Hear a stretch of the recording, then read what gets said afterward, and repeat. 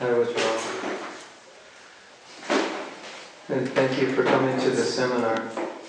It says students on it. 4 files. The one that, I'll tell you which one we need for sure. First thing tomorrow. Course handbook.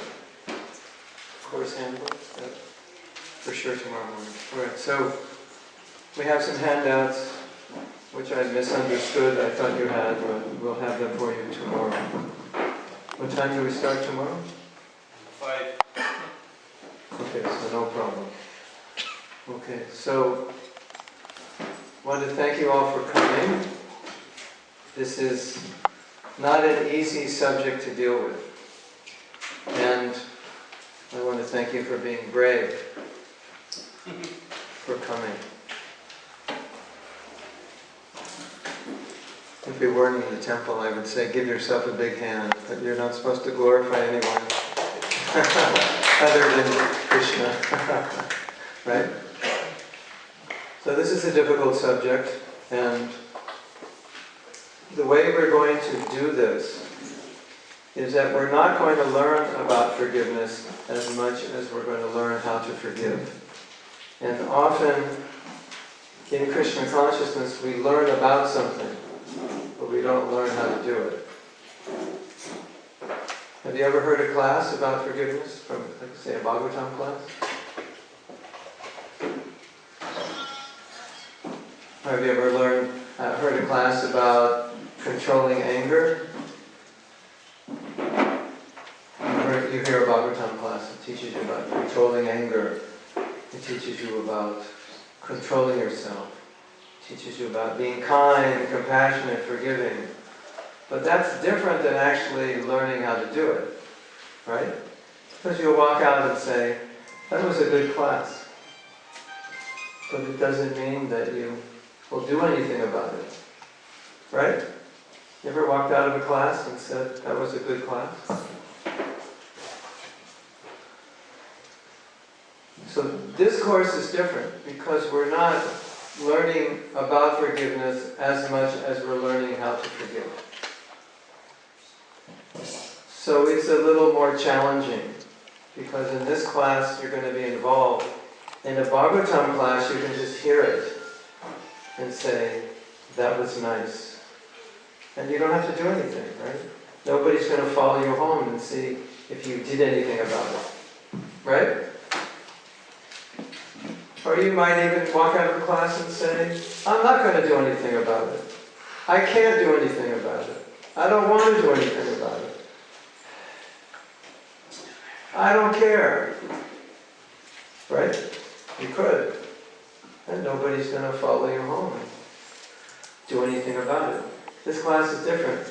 In this class, each one of you is going to deal with an issue of resentment that you have.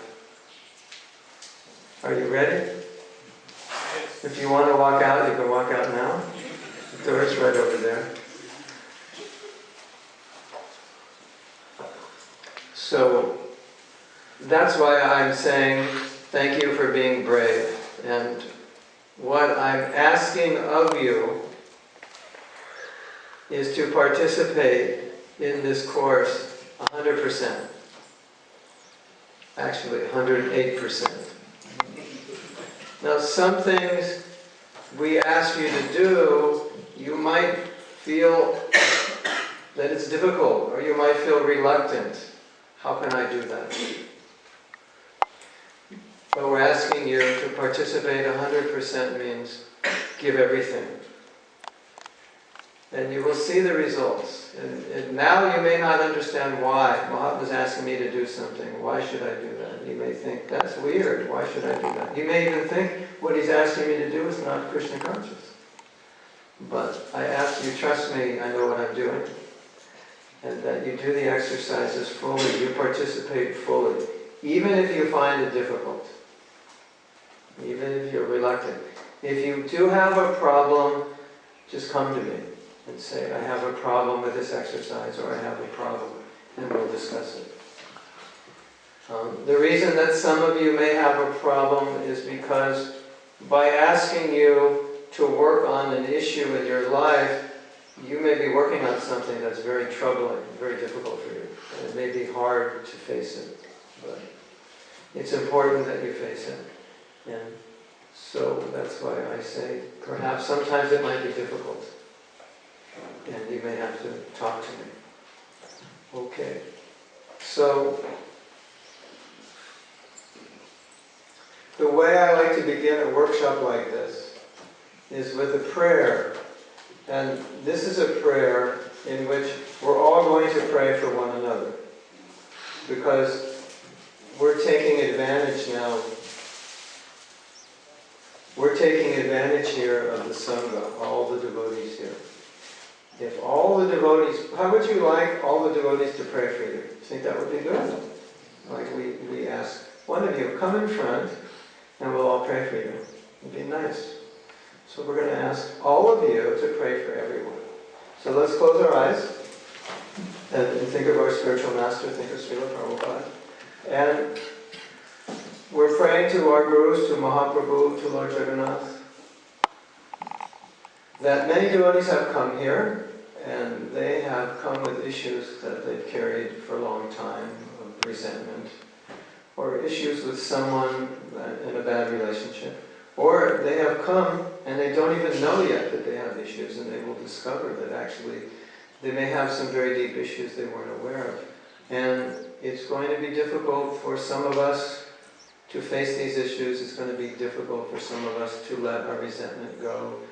Many devotees here tonight have been hurt by someone, by a parent, by a brother, a sister, by a teacher, by an authority, a boss, someone in ISKCON. They may have been disappointed, they may have been harmed physically, or they may have been verbally mistreated, they may have been emotionally mistreated, they may have been mistreated spiritually. So tonight we're praying for all the devotees here, that this weekend they will be able to face whatever problems they're having and be able, through this weekend, to give it up, to let it go. So let's just pray for a minute for everyone here who has come tonight, that they will be successful this weekend.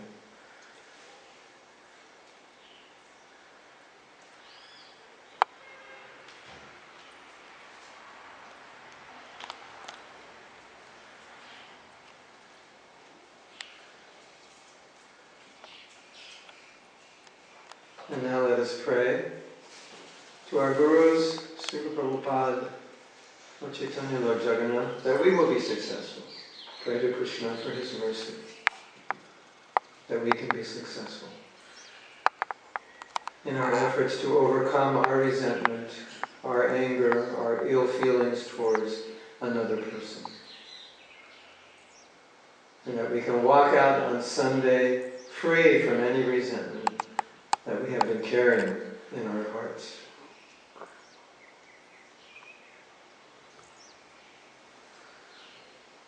Hare Krishna.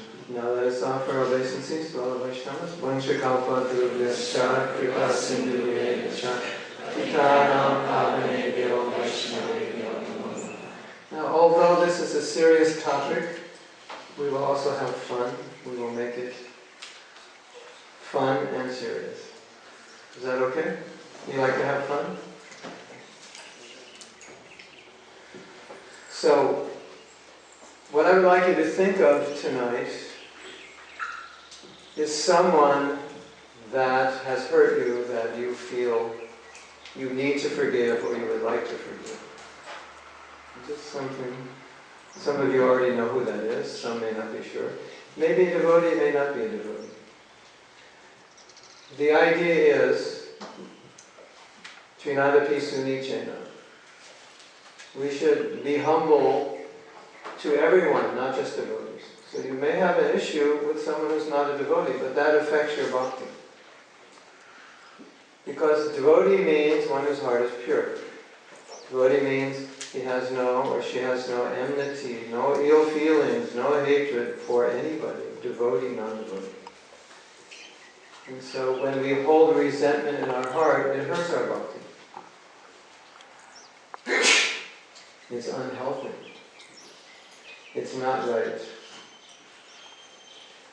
So just be thinking tonight who that might be. Who is that one person or an institution, a company, an organization that you have an issue with, someone that hurt you, or an organization that hurt you, and you're still hurt by it. It could have been 20 years ago, could have been 50 years ago, but you're still hurt by it. Well, some of you aren't that old. So, now, some of you are thinking, well, I don't know, I'm not sure. How do I know?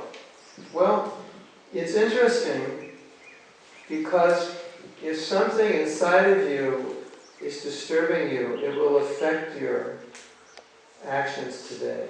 It will affect how you deal with people and situations today, even if it bothered you 20, 30 years ago. So you may consider, am I doing something today that was affected by something I did years ago, or something that happened to me? Maybe you're afraid to do something because somebody told you you were stupid 10 years ago. And you've been acting stupid ever since. And you realize that's the problem and you're holding a grudge against them for saying that. That could be a possibility. Sometimes devotees say, I don't know. Maybe I have an issue with so-and-so. So my experience is if you say maybe, it's not maybe, it's yes. And how do we know? Well, if you think of so-and-so, do you get upset? Does it bother you to think about so-and-so and what so-and-so did? Think about it. So-and-so did this. And when I think about it, do I get upset? Does it bother me? Does it affect me? Then you know, yes, that's an issue. You might say, well, doesn't bother me so much. Then I'll say, well, did it bother you a year ago? And if you say yes, and I say, well, does it still bother you a little bit now? And you say yes, and I say yes, that's the person you need to forgive, because there's something there. Now, sometimes the forgiveness is big because we're really hurt. Like, let's say somebody has parents who are drunk every night, and they didn't take care of them. That you might be really hurt because you were neglected by your parents. Or maybe one night your parents didn't come home and you were 5 years old and you were all alone in your house. And you were scared. So you might be really upset. Or maybe your father tried to kill you. Or your brother tried to kill you. Obviously you'll be really upset, right?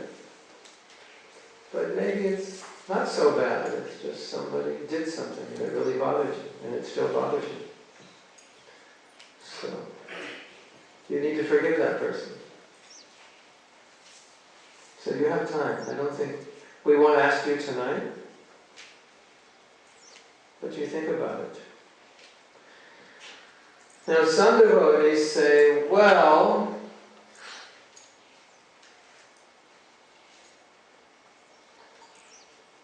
I can't think of anybody. So let's wait till tomorrow before you give it time. And some devotees say, well, I like to forgive myself. I'm mad at myself. I won't forgive myself. I've done many bad things. So then, in this seminar, you may choose to pick yourself as the person you want to forgive. That's okay.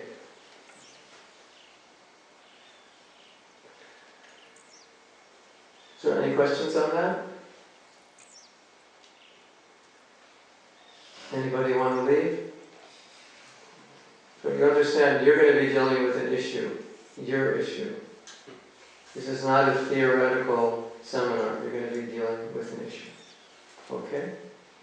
And for some of you, it's going to be more difficult than others, but don't run away. Don't decide, I'm not coming back tomorrow. It's going to be too difficult. Because the more you resist You know what that means? Who can guess what it means? The stronger the resistance, what does that mean? Who can tell me? Persistence. What? Persist. It persists, that's one thing, but I was thinking of something else. The greater the need. The greater the need. The more you feel like I don't want to face it, that's an indication the more you need to face it. Does that make sense? Because the more we're afraid to face something, it generally means it's a problem that we need to deal with. And it's painful, so we don't want to deal with it. Yes? What if I am focusing on forgiving, but I'm wondering about the person? Would that do the person any good, or would that person who I consider to be an offender, I'm dealing on my side, but what about the object or the person? Oh, you mean you might hurt them? No, I Or will it benefit them? if my forgiving will do them any good. Yeah, it will. Some cases it will harm them because they don't feel they did anything wrong. But if something wrong were done, and you forgive them, you can communicate it without you telling them. So it's a little dangerous to tell somebody you forgive them unless they know they hurt you. Because if they don't think they hurt you, they'll be upset when you tell them that. But Darcy, I just want to let you know that I forgive you. And you think, for what? What did I do? And now you're in anxiety. So it doesn't require you telling them. But the reason I said we have to give 100% is because for some of you it's going to be a little difficult. Because some of you are going to have to acknowledge something that maybe you've been trying not to acknowledge just because it hurts so much. Or some of you may have to acknowledge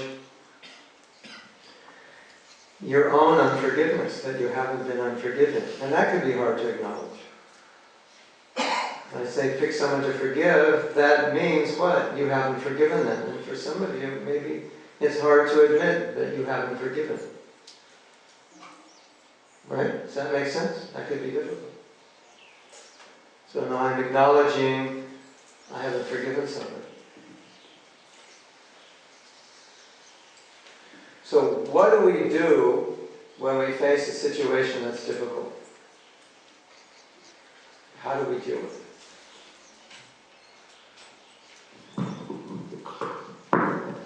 The easiest thing is to run away from it, forget about it.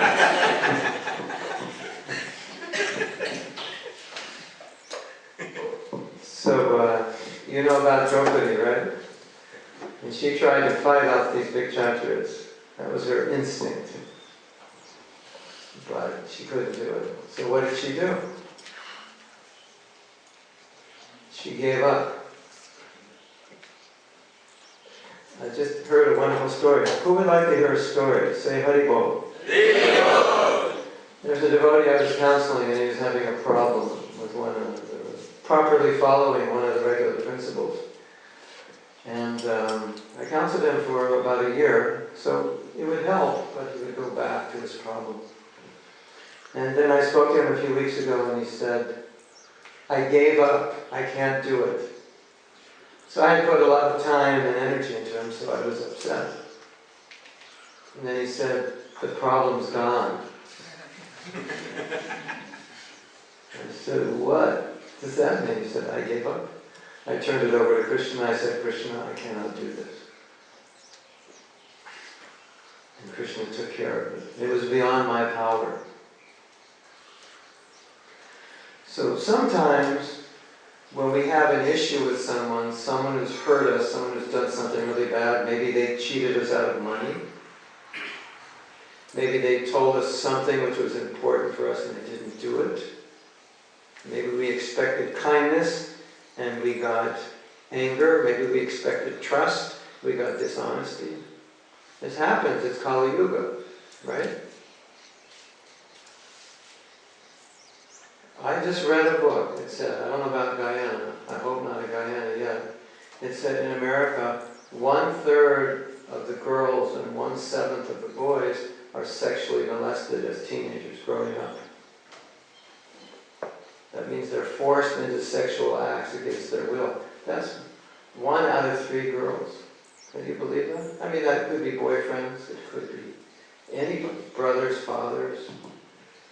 And what a world we live in. It's incredible.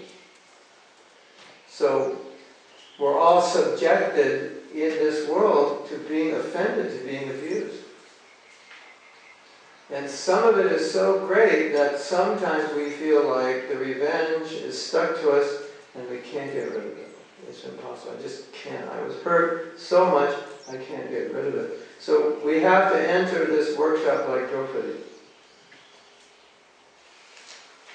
Krishna, I can't do this on my own. And Maharaj is going to speak a little bit about that. That mood. Actually, that mood is complements or even springs from the understanding that nothing is happening to me that somehow or another I didn't cause somewhere in the past. As the Bhagavatam says, Mujana evamakritam vipakam, that Krishna, I anxiously tattenu kampam susamikshamana. Many of you know this famous verse from the Bhagavatam. I anxiously and patiently await your mercy. Because, first of all, everything that's happening to me is coming from something in the past. Something that I did. So that's one of the first steps in asking Krishna, because in one sense, when we ask Krishna to help us, one of the first steps is we're asking Krishna to forgive us for something that we've done. Otherwise, there's a mechanism, karma, destiny. That mechanism is described many times as merciless, although it's very merciful in the ultimate sense, because it ultimately brings us to Krishna, maybe after a long time. So, what gets us out of that mechanism, what takes us out of karma, action and reaction, is Krishna. And so basically, when we pray, the first element of prayer is, Krishna, please forgive me. Please be merciful to me. When you ask for mercy, in one sense you're asking for forgiveness. If you understand that there's nothing that can happen to me. Of course there's such a thing as justice. We'll tell another story later about justice and also involving Draupadi. But for now, a Kshatriya's duty is justice. But a Vaishnava's duty is to be merciful, to be forgiving, to be loving, to be a servant of Krishna. Not to mete out justice, like I am the giver of justice. No, the giver of justice is Yamaraj, and the ultimate giver of justice is Krishna. So, ultimately, there's nothing that anyone can do at any point in time. One may feel oneself very powerful, but that very power may lead us into a more difficult situation in the future. Otherwise, trying to resolve something forcefully, or trying to do something that's unnatural or that's against, the nature of a Vaishnava, then that just leads to more complications in the future. And this is the whole basis of material life, that we're always doing something that makes the future more difficult. So Draupadi, of course, Draupadi took this stance of total surrender to Krishna because there was no other alternative. And she's a Kshatriya, so naturally her first instinct will be to fight. to battle it off. And we're all going to have our first instinct in any situation. To argue, to fight back, to blame the other person, to figure out how I'm always right. That's usually we're pretty good at that. This example of Draupadi is a very wonderful example of, it's not like automatically I have to respond to something like a pure devotee. I automatically have to know what to do perfectly and everything I will do perfectly. Sometimes this is something we'll discuss later, the difference between what I perceive and what the reality is. But the point is, a devotee, and one of the 9 processes of devotional service is vandana, offering prayers.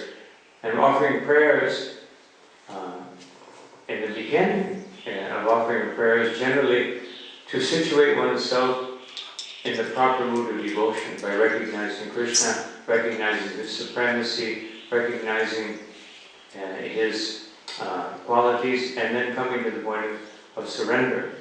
And that's also the 6 qualities of surrender I want to discuss at another point in relation to another aspect of forgiveness.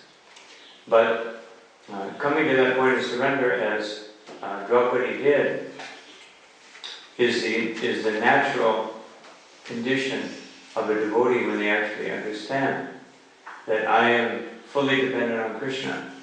Lord Chaitanya in his Shikshastikam, he says, I just want to be a particle of dust at your lotus feet. So actually that point of surrender, coming to that point, is just that realization that I have no other protector. I have no other alternative. And as long as we think we have another alternative, it means we're simply complicating our life more and more and more. Thank you. So all through this weekend, you may hear voices from the crowd saying, "Oh Krishna, please help me, I can't do this." And that's wanted. Because the more we feel we can't do it, then what does Krishna do? He says, okay, this poor devotee needs help, so let me help this devotee. And I think we all realize from our own lives and our own experience how easy it is to hold on to resentment, how easy it is to become angry with another person, how often we are critical of another. In fact, in this age, it's so difficult that a lot of the resentment we have, we inherited from the culture we were born in. If you're a Hindu, you may not be so fond of Muslims. If you're a Muslim, you may not be so fond of Hindus. I was in South Africa during apartheid, and the black people did not like the Indians because the Indians were the whites were first class, Indians second, the colors, which were mixed black, like half black, half white, were third class, and the black were fourth class.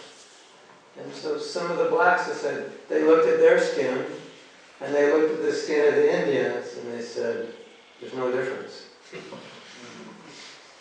Because, they were basing it on color, because white, Indian colored black, or white colored Indian black. There's a lot of thievery going on amongst black people towards Indians. So naturally, if you grew up as an Indian, you kind of were trained and taught, watch out for the black people. They're bad, they steal. We grew up in America. At the time we grew up, we were trained to hate the Russians. We were taught Russians are bad. I can tell the story. Actually, that's how I felt in 1970. I went to Russia when this was before the wall came down, all these things. And I was expecting watch out, and I don't want them to discover I'm an American, otherwise they may kill me or something. And then I got there, and I was surprised everybody's like normal. It's just like, everybody's like everybody else. I was totally bewildered. And then I thought, I've been subjected to brainwashing for all my life. So we're all raised in a culture. And within that culture, we adopt certain ways of thinking about certain people. Caste consciousness. Caste consciousness is not only in India. What school you went to, where the neighborhood you live, it's a part of your caste. What car you drive is part of your caste. The level of education. This is how people judge one another. Right? So it's not just Brahmins, Kshatriyas, Vaishyas, Sudras, what your last name is. So we are deeply ingrained in a culture of hatred for certain classes of people. We are deeply ingrained in a culture of criticism. Politics. What's politics about? Putting the other party down. Did they do that in Guyana? Is that what politics? Did they do it in America? Sophisticated, educated country. It's all about putting other people down. We're raised in this culture. Comedians. You have comedians here? Well, I guess you can watch the American comedians. What do comedians do? They put people down because it's funny. They make fun of people, right? So this is the culture we're involved in. And then we come to Krishna consciousness, and then we read in the books, our philosophy, a devotee is not envious. A devotee is not jealous. A devotee does not find fault. A devotee is humble. He's always forgiving. Right? Is that true? What kind of devotee? An ISKCON devotee or a devotee in the Bhagavad Gita? You think the devotees stayed in the Bhagavad Gita because there are not that many because those who come to ISKCON, they don't come in that condition. They come in the opposite condition. True? Yes? Okay, everybody tell me. Am I right or wrong? Yes? Yes. Now here's the problem that I've seen. That many devotees come to ISKCON, they read all this good stuff in the books, and then they remain the same as they were before they came to ISKCON. The difference is now they have a shaved head and a dhoti, they wear tilak, or they wear sari. Maybe you wore sari before, but now you wear tilak, kunti. And you chant Hare Krishna, Krishna Krishna, Hare Hare, Hare Rama, Hare Rama, Hare Hare. But when you go home, you might talk about somebody the way you talked about somebody before you were devoted. Because, why? It's deeply ingrained. Yes or yes? Yes. It's true, we can't deny it. It's deeply ingrained, it's a habit. So then you might ask, is it possible to change that habit? And the answer is yes, but it's not easy.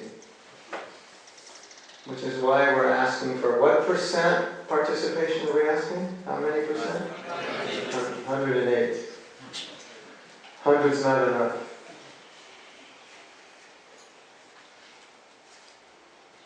What we are attempting to do in this workshop is change a cultural pattern with which we grew up with, and which devastates our movement if we don't change it.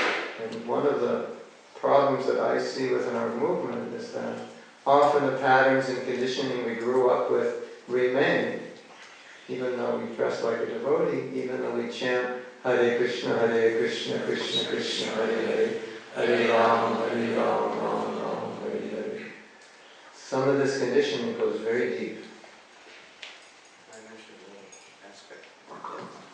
There's actually another aspect of that, which sometimes we create another type of caste, another type of culture, which is now I'm a devotee, when I don't have the qualities of a devotee. Otherwise, we take up the externals of bhakti, and we do everything, and then we become a little bit self-righteous, that I'm a devotee, I have a shade, and then there's the karmis and the demons, We start out by hating them, but that's okay because they're karmis and demons, so it's perfectly justified. But then, as soon as we allow a non-devotional or non-Vaishnava consciousness to creep in, then we can just start extending it conveniently to anyone that doesn't fit into my idea of what a devotee is, which means somebody who either doesn't realize my qualities, someone who somehow or another has better qualities than me. Otherwise, we can even see what kind of condition I am. Of course, Rupa Goswami says there, when one wants to begin to have loving exchanges in devotional service in Upadeshamrita, then one has to see the three kinds of devotees. But in relation to every one of those three kinds of devotees, the mood of a devotee is always respect. It's just different degrees of respect. A very neophyte, maybe person who acts foolishly, the degree of respect is distant and mental. To someone who's serious in their devotional service, disciplined and everything, that degree of respect is, a little bit higher. And then to the topmost devotee, the ones who try to serve them and hear from them always. And what is the specific quality that Rupa Goswami mentions? Anyone know? I'm sure Rajesh knows, but anyone besides him, and maybe Prabhupada Dave. I wasn't focusing just now. Oh, good. Where does he mention in relation to? And in relation to, otherwise, in relation to others, what is that specific quality that topmost devotee has? Compassion? Surrender? Compassion? Well, he has that, yes. Okay. He doesn't find faults. Yes, He's doesn't free of criticize. Free from fault finding and criticism. So this is something we'll be speaking about more deeply in the next coming seminar, parts of the seminar. So we're making the point that what we're doing this weekend is trying to overcome some very deep-rooted conditioning tendency. We all know what tendencies we have. We like to find fault, don't we? It's fun, isn't it? You get energized. It's entertaining. I mean, there's not a lot going on in Guyana, right? It's not like, the best rock bands come here, and the latest movies. What are you going to do when you're bored? Find some faults. It's exciting, right? It's probably the best thing going on. It's good entertainment, right? So it's a reality that we all face. And the concern is that it's very unhealthy and un-Vaishnava-like. And it also is unhealthy for our movement. Do you realize in corporations today around the world how much energy is spent on backbiting and fault-finding? About 90%. It's all competition, dragging one another down. It's a waste of energy, isn't it? Do you realize that if you hold on to resentment for anybody, or any company, or any institution, it's draining energy from you? Did you know that? It's actually draining your energy.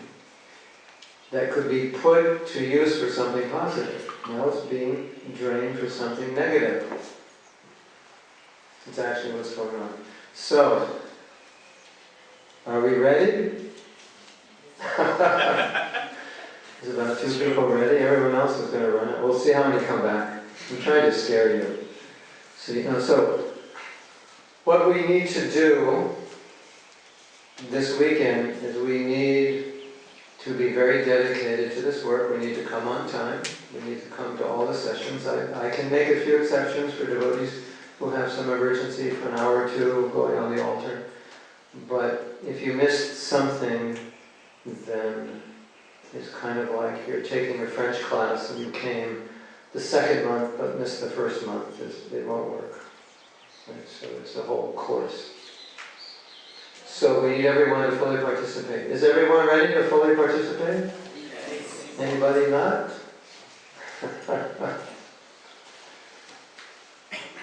Okay, we'll make it fun for you. Yes. Yes. This question of Yes. you mentioned earlier based on Rajesh Prabhu's question that when we go and apologize or ask the forgiveness of a person and they know that it's not their fault, they might be offended. So let's say the situation is kind of technical and both parties feel that they don't really owe either of the person to be forgiving them. How can you explain that? Let's say like I offended you or you offended me. But we neither of us acknowledge it. Acknowledge it and just want to know how to deal with that. It doesn't matter. You So deal who with, should make the first move? you deal with. No, you don't have to ever tell them you forgive them. You just forgive them. But let's say I'm thinking that you're the one that has most of the fault and you should come to me. Don't worry. Likewise, the other party is kind of saying the same thing. Well, that's naturally how you will feel. Even anyone who's in any kind of offense, you'll always feel that way. Whether or not you offended them, but you'll feel that way. So you deal with your own feelings. That's. And how do you do that? Well, you stay here this weekend. We have the handout for you. It has it's like 20 steps. 20 steps. And I've been teaching this for a while, so you don't have to worry. I want to get you in the mood of participation, of giving yourself to Krishna. And Prabhupada has made the point very clear that in our advancement in Krishna consciousness, the only obstacle ultimately is ourselves. So, if we don't forgive, it's nobody's fault. It's only our fault. So, this is a weekend to be very open with ourselves and honest. And not all of us will find that easy to do because, we want to think we're great, don't we? But in Krishna consciousness, part of the process is to find out what is wrong with ourselves so we can improve it. Just like you go to a doctor. You don't want the doctor to say he found anything wrong. You're very happy when he says you're healthy, right? But let's say he did find something wrong and he didn't tell you. And 5 years later you came back and you had a serious disease. And he then tells you, said, I knew you had this disease, but I was afraid to tell you. You'd be pretty upset, wouldn't you? So why didn't you tell me? Well, I didn't want to make you unhappy. I didn't think it would be good news. So it's a little bit like that when we're looking at our own faults. It's not something that's always pleasant that we like to do, that we like to admit. But that's a little bit of what we're going to be doing. Are we ready for that? Yes. Who's not ready? Raise your hand. Don't ask yet. 99.90% of your questions will be answered in the seminar. So I would prefer most questions be asked in between. Just from experience. It's a whole process, and we have like 15 hours. And I can guarantee you it's extremely rare that you'll have a question that the workshop doesn't answer. And I don't like to answer them out of order because you may ask a question that relates to a different section of the workshop, so don't feel offended. But if you feel the question's important, we'll be breaking.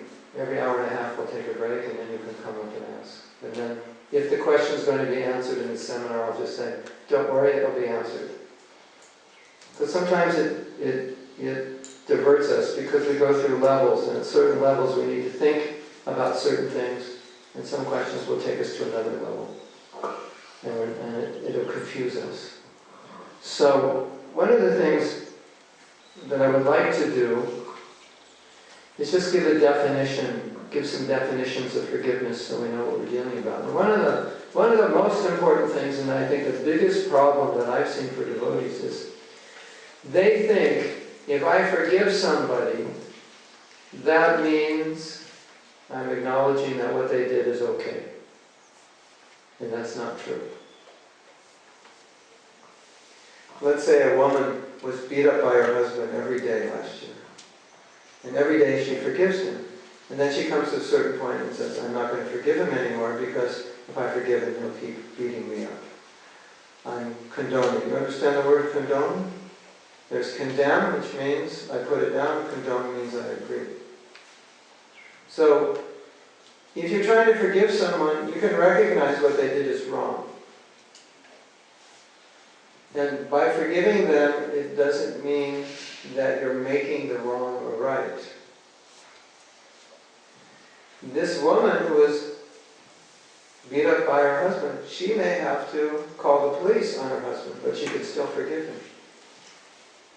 Now, in our logical thinking, that doesn't make sense. You say, well, if she forgives him, why did she call the police? She did it to protect herself. She did it to help him. He has to stop his behavior. He's getting drunk every night. The only way to stop this is he needs to be taken to jail. So she forgives him, but she takes an action to prevent herself from further harm and to acknowledge that what he's doing is wrong. But in her heart, she holds no resentment. So this is important because one of the reasons a lot of people do not want to forgive is because they feel by doing that, they're justifying the action. So it doesn't mean to justify. That's important. Is that clear? Does anyone have any questions? It doesn't make a wrong action right when you say I forgive. What it does is it releases you from your own resentment towards that person. So you're feeling differently about what the person did to you, but the action is still wrong. Somebody can scream at you. It's the wrong thing to do. You can forgive them, but you can acknowledge they shouldn't have done that. It was wrong. Right? So that's important. Now, the interesting thing about forgiveness is that somebody hurts you and then you respond with kindness. That's unusual, isn't it? They do something to you which you don't deserve. They cheated you. They mistreated you. Jai Jai.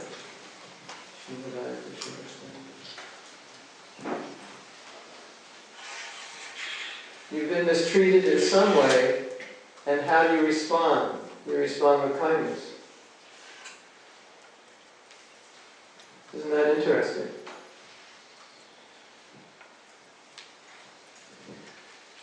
Because you've been hurt, in a sense, you could say, you have the right to be unkind.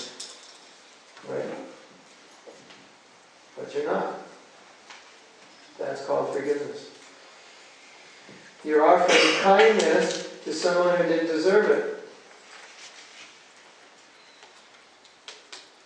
When you actually have a right to be angry. If you've been hurt, your friends will say, you should be angry. You have a right to be angry. Look what they did to you. And you offer kindness.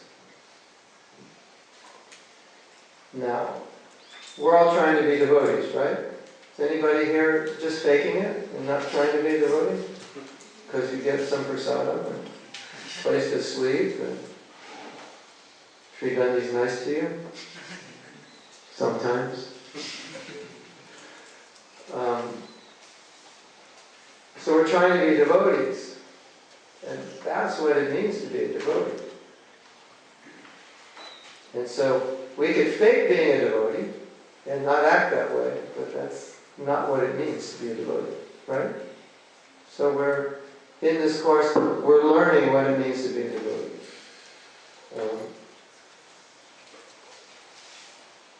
Now, do you speak French in this country? Do you learn French? Are there any French-speaking people here? What do you speak? You just speak English? That's it? Or whatever you call that language you speak? What do you call it? What? Guyanese. Is there a Guyanese? Guyanese English. Yeah. Do you understand me when I speak? Do you understand American English? Yes? No problem.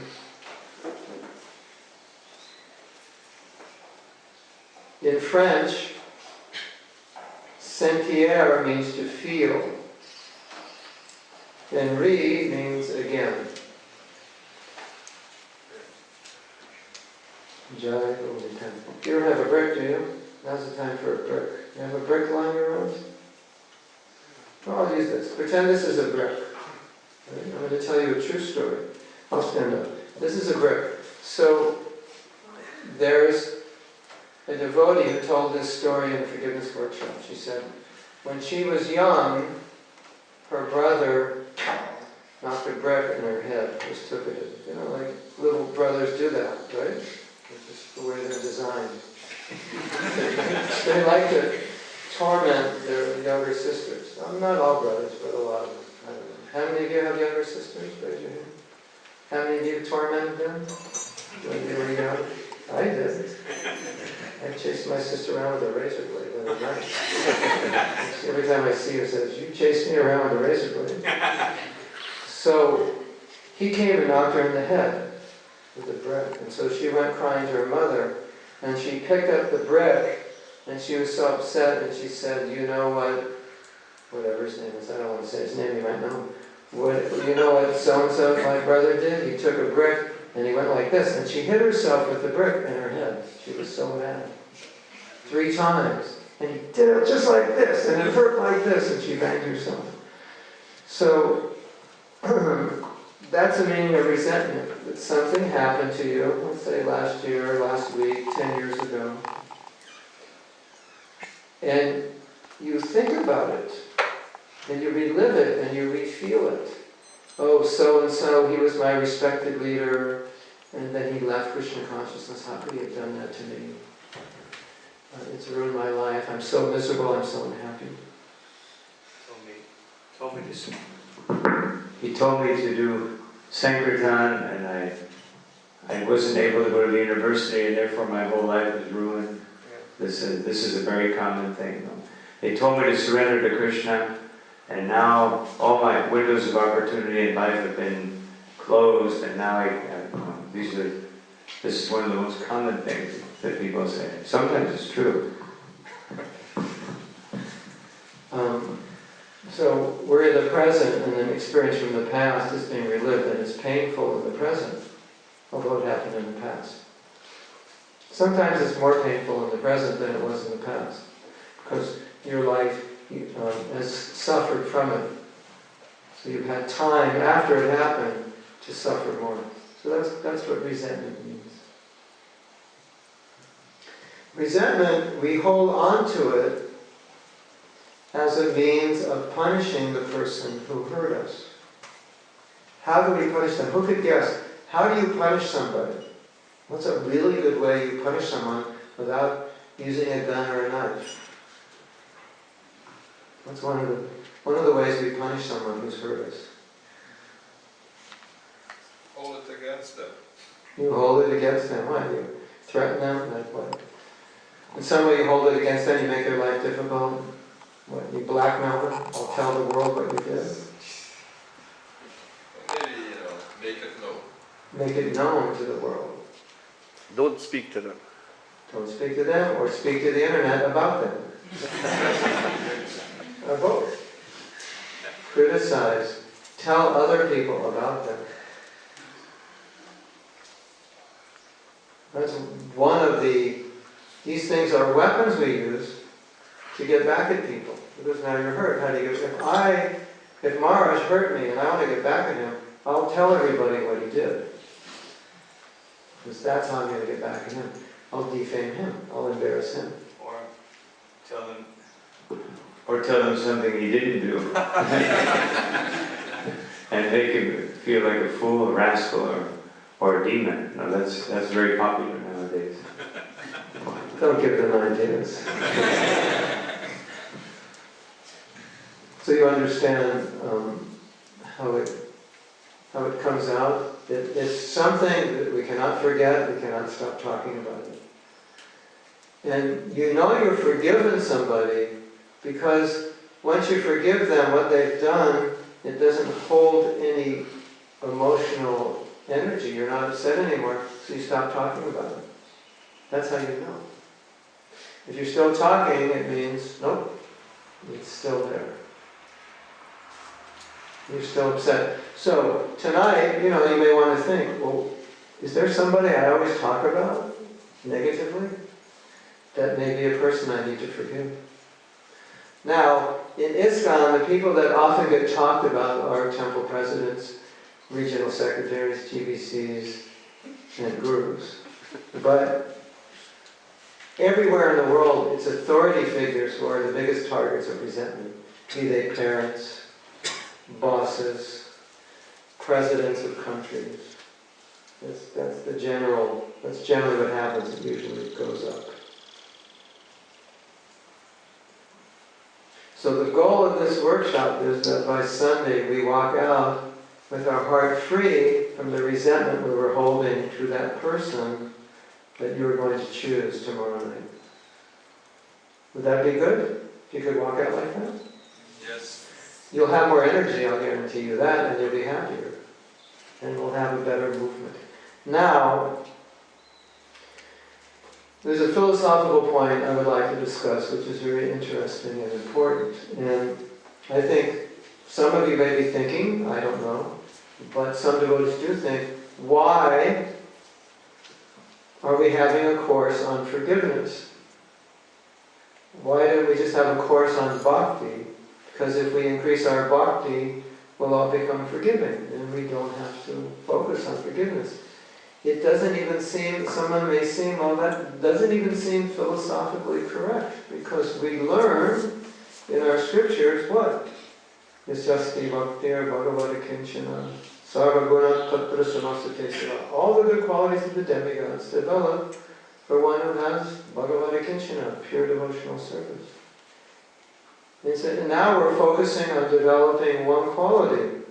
So someone might say, well, that's wrong. So we have to be clear about why we're doing this so we can put our 108% into this. And we have to understand that this is part of the process and how it is. And Maharaj is going to help us understand. Hare Krishna. So, referring to that particular verse, Yashasti Bhaktir Bhagavat Yakinchana. When one is akinchana, with our devotional services on the Lord, then those qualities will develop. But how do we get to that stage of akinchana? So Lord Chaitanya Mahaprabhu, in his Shastikam, he says, begins by glorifying 7 wonderful aspects of chanting the holy name. Then the unlimited nature of the holy name. Then the mercy of the holy name. And then he says, what? What's the problem? Holy name is so wonderful, what's the problem? I have no attraction. So how will I get that attraction? Because if you don't have attraction, how will you develop bhakti? So then he says, what?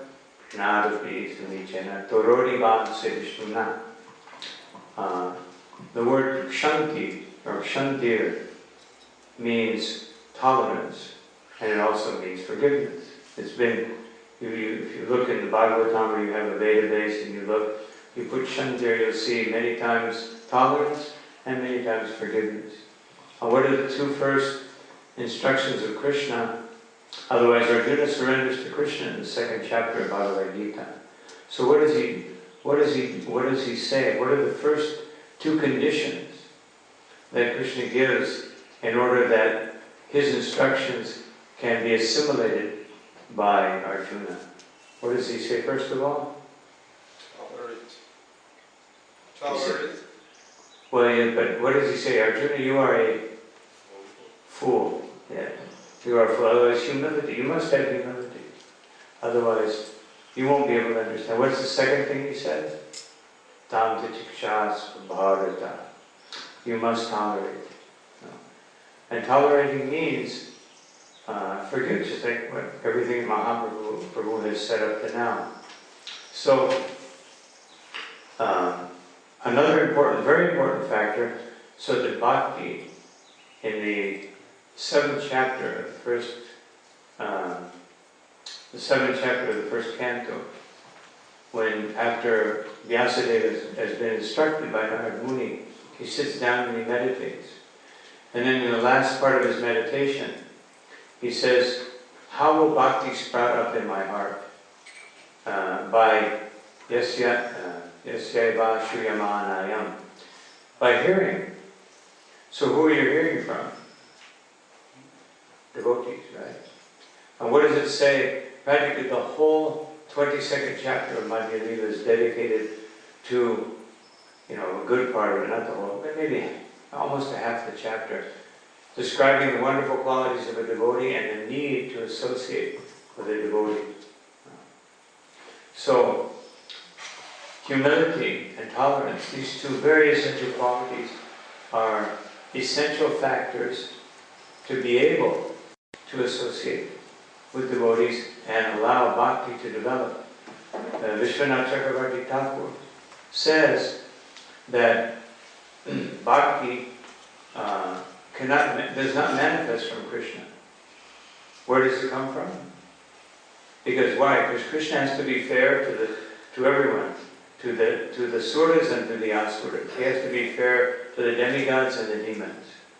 So therefore his devotee is his instrument for manifesting his mercy and bhakti. So having these qualities of humility and having the quality of tolerance or forgivefulness is an essential factor to be able to associate, to enter in. We'll speak more about this throughout the seminar, relationships, to develop relationships, friendly relationships, social relationships, marital relationships, Vaishnava relationships. These are the things that affect us and how we feel, how we perform, more than anything else. Because the ultimate desire of the living entity is to taste rasa with Krishna. And what is rasa? What is it? Relationship. So if we don't develop the ability to have healthy, meaningful relationships, then bhakti would be very difficult for bhakti to develop. Now, I want to go into this point a little bit more, but not right now. Let's do it now. Okay, let's do it now. Let me just Okay. turn it, and then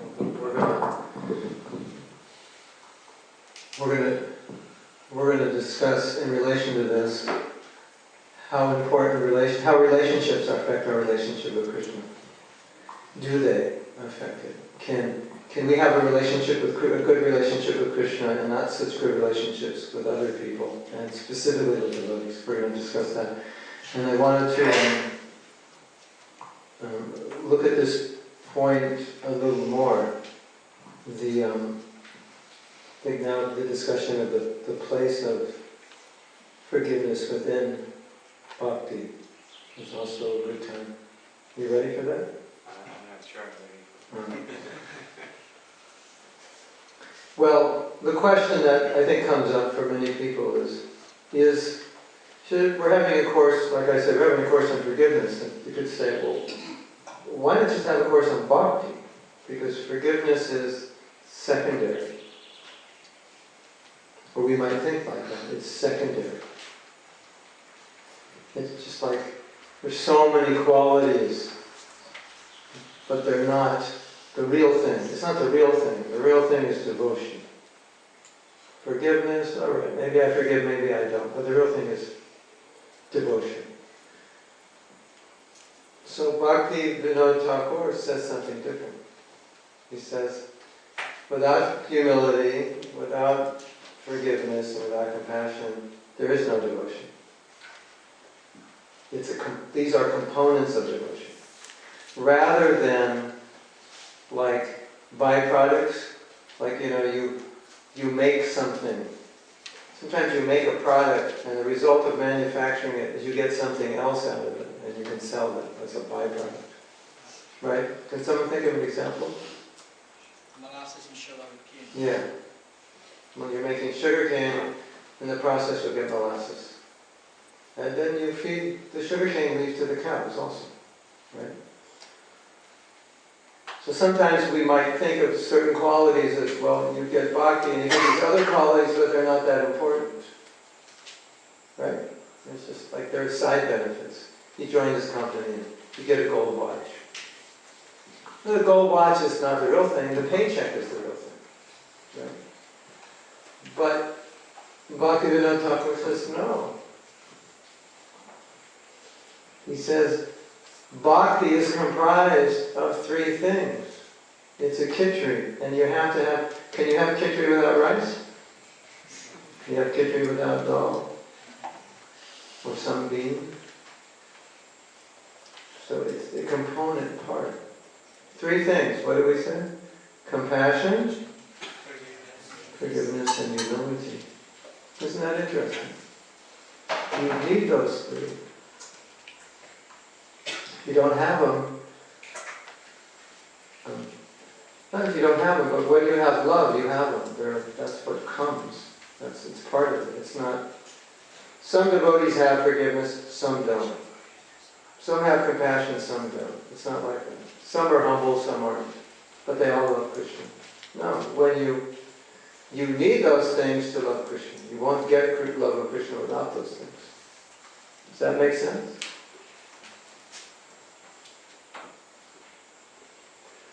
Now, you may say, well, Mahatma, you could have given a class on humility. I actually have a class on humility, but I give it after the forgiveness workshop because it's so heavy you might faint. It's really heavy. It hits the false ego so hard. So the forgiveness workshop massages the false ego more. It's not so intense. And so you could give a class on compassion. Why forgiveness?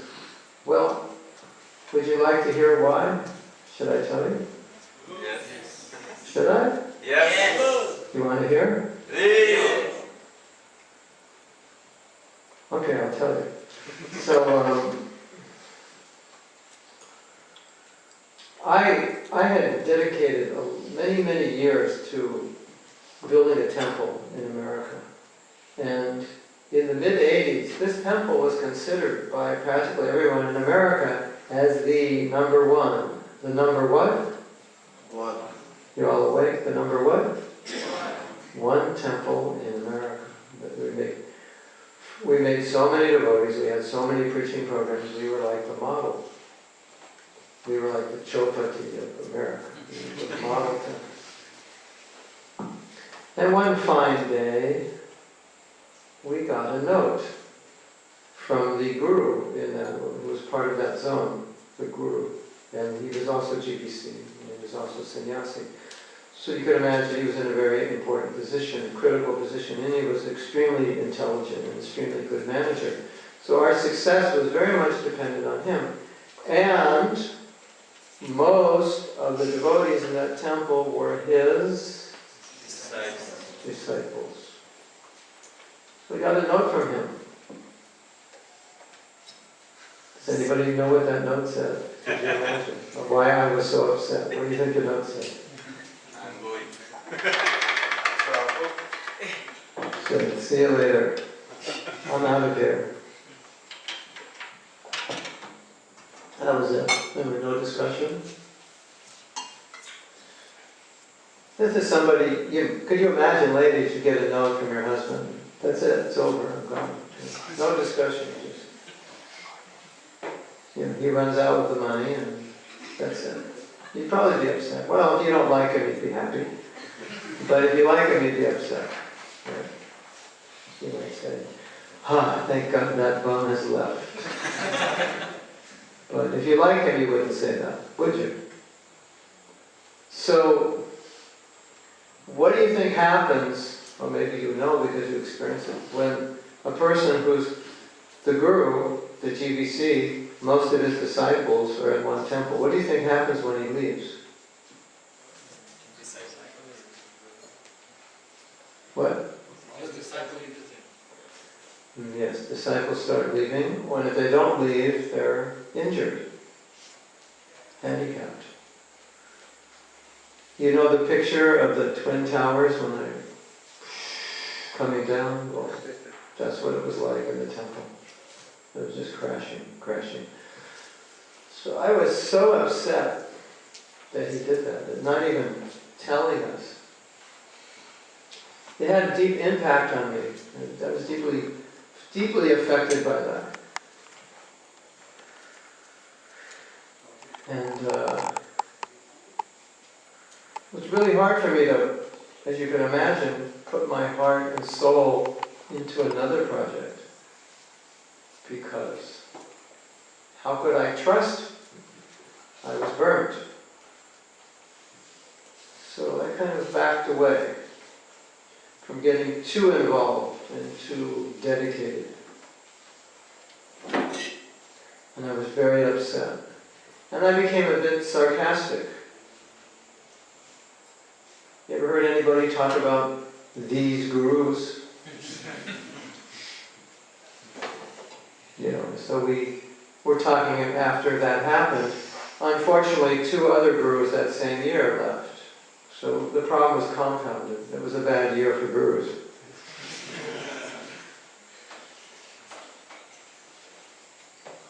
So there was a lot of kata. You know what kata is? And this kata didn't have Krishna in front of it. It had fallen guru in front of it. There was a lot of fallen guru kata, which was taking a lot of time and energy because there was a lot to talk about. Because the fallen gurus had done a lot of things that we could talk about. I didn't realize how bad this was until later I was asked to forgive, and I did forgive. And when I forgave, at that point I realized that I had been putting out a lot of energy, negative energy, and I had been keeping my distance from service that I could be more involved in because I was afraid to get involved because I had been burnt. I had been upset. And I began to think, there are a lot of devotees in ISKCON that are probably willing to be more involved, but they have a lot of resentment issues. Do you know anybody like that? There's a lot of them outside of ISKCON, at least in America, that have a difficult time being involved because they were hurt, deeply hurt by somebody or something or one of these gurus or those gurus or that guru. So at that point I thought it would be very good if we had a workshop for devotees, because I feel like there's a lot of devotees that would be happier, healthier, and come forward and do more service and be more involved if they would overcome these issues. So that's why I decided to specifically focus on it. And my realization was, and it was a very interesting realization, and I mentioned it earlier, that we hear about forgiveness. If you read Prabhupada's books, there's a lot about forgiveness. Did you know that? Did you know some of you are thinking, really? I didn't know that. I didn't know Prabhupada talked about forgiveness. Sometimes we can read right over it. We don't even notice it. Interesting, isn't it? How some things we read, but we don't read them. Because maybe we're not ready for them. But there's a lot in Prabhupada's books about forgiveness. And I started talking to devotees about forgiveness, and the devotees would tell me, oh, I have this issue. And they'd say, and my friend has this issue. And it was getting pretty bad. But it was a lot worse than I thought. Much, much worse. And I thought, okay, there's a need for this. We need to work on this. We need to focus on this. Because if we just go on in Krishna consciousness, we may not give it up. We could go on our whole... Do you realize we could go on our whole life chanting Hare Krishna, Krishna Krishna, Hare Hare, Hare Ram, Ram Ram, Hare. Wearing dhoti, kurta, tilak, kanta, sari, choli, kavacha, and hold on to resentment. Our whole life. And have a stamp on our forehead that says, I am a devotee. Yes or no? Yes. That's a problem, isn't it? So I realized that sometimes we just have to deal with one thing and tackle it head on. Otherwise, we'll twist and turn, and we may want to avoid it, or we may not know how to deal with it. We may just say, I'd like to deal with it, I don't know how. So that was the idea. And then I realized what Maharaj was saying. It's kind of funny, because some of us think, why do that? Just do bhakti, it'll go away, which is true. But to hold on to resentment affects our bhakti, right? Just like Maharaj is saying. You can't practice Krishna consciousness without some level of humility. Now you could say, well, Prabhu, when I become Krishna conscious, I'll become humble. So why worry about all this humble stuff now? Right? You could say that, right? But then you'd know, say, well, that doesn't really make sense. How do you become humble? Fake it till you make it. You have to practice it, right? Right? Even if you're not humble, what do? Prabhu, I'm not humble. Don't expect me to serve you. I'll serve you when I become humble. Is that a good idea? Some Prabhu walks into the temple. You haven't seen him in a year. He's got dreadlocks, his fingernails are black, his toenails are black, his toenails are 4 inches long. He smells so bad, you have to call the fire department to wash him down. You say, Prabhu, what's up with the no bath program? He says, well, it says in the Gita that cleanliness is one of the symptoms of pure devotional service. So when I become a pure devotee, that's when I'll take a bath.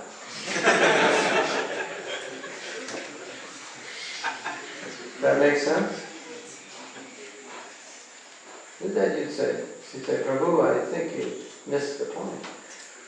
But we often do that and say, well, when I become Krishna conscious, then I'll be forgiving, then I'll be tolerant, then I'll be compassionate, then I'll be whatever. But unless we practice those qualities, how will we develop them?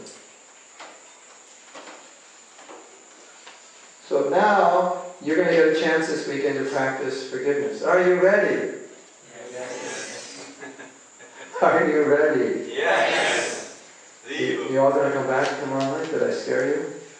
There'll be like 3 devotees here tomorrow night. So, I asked Maharaj some questions the other day and I wanted him to address. Because I was thinking, okay, let's say I don't have such a good relationship with other devotees because I'm not so humble and I'm a bit envious and I'm not so forgiving, but I chant my rounds and I go to the Mangalorti and I do service. So what's the problem? I was never close with people. My friends, I didn't have many friends. I'm not that kind of person. So I asked Maharaj, I said, do our relationships in learning these qualities like humility and compassion and forgiveness, does that affect our relationships? And do those relationships affect our relationship with Krishna? Because you could make the argument, well, I'm serving, I'm okay. I don't have the best relationships with devotees, but it's not that important. So I wanted Maharaj to address that and how that relates to forgiveness. In Bhagavad Gita, Krishna says that Satatam Gitayantamam Yatantashtradidha. And also in the second canto of the Srimad Bhagavatam, the 8th chapter, but I can't remember the whole verse. Second canto, 8th chapter, text number 4. Anybody have a? Oh, you have a. Because I just can't remember the first word. I was going to look at it today and I forgot to, so we'll just get the first word here. 284.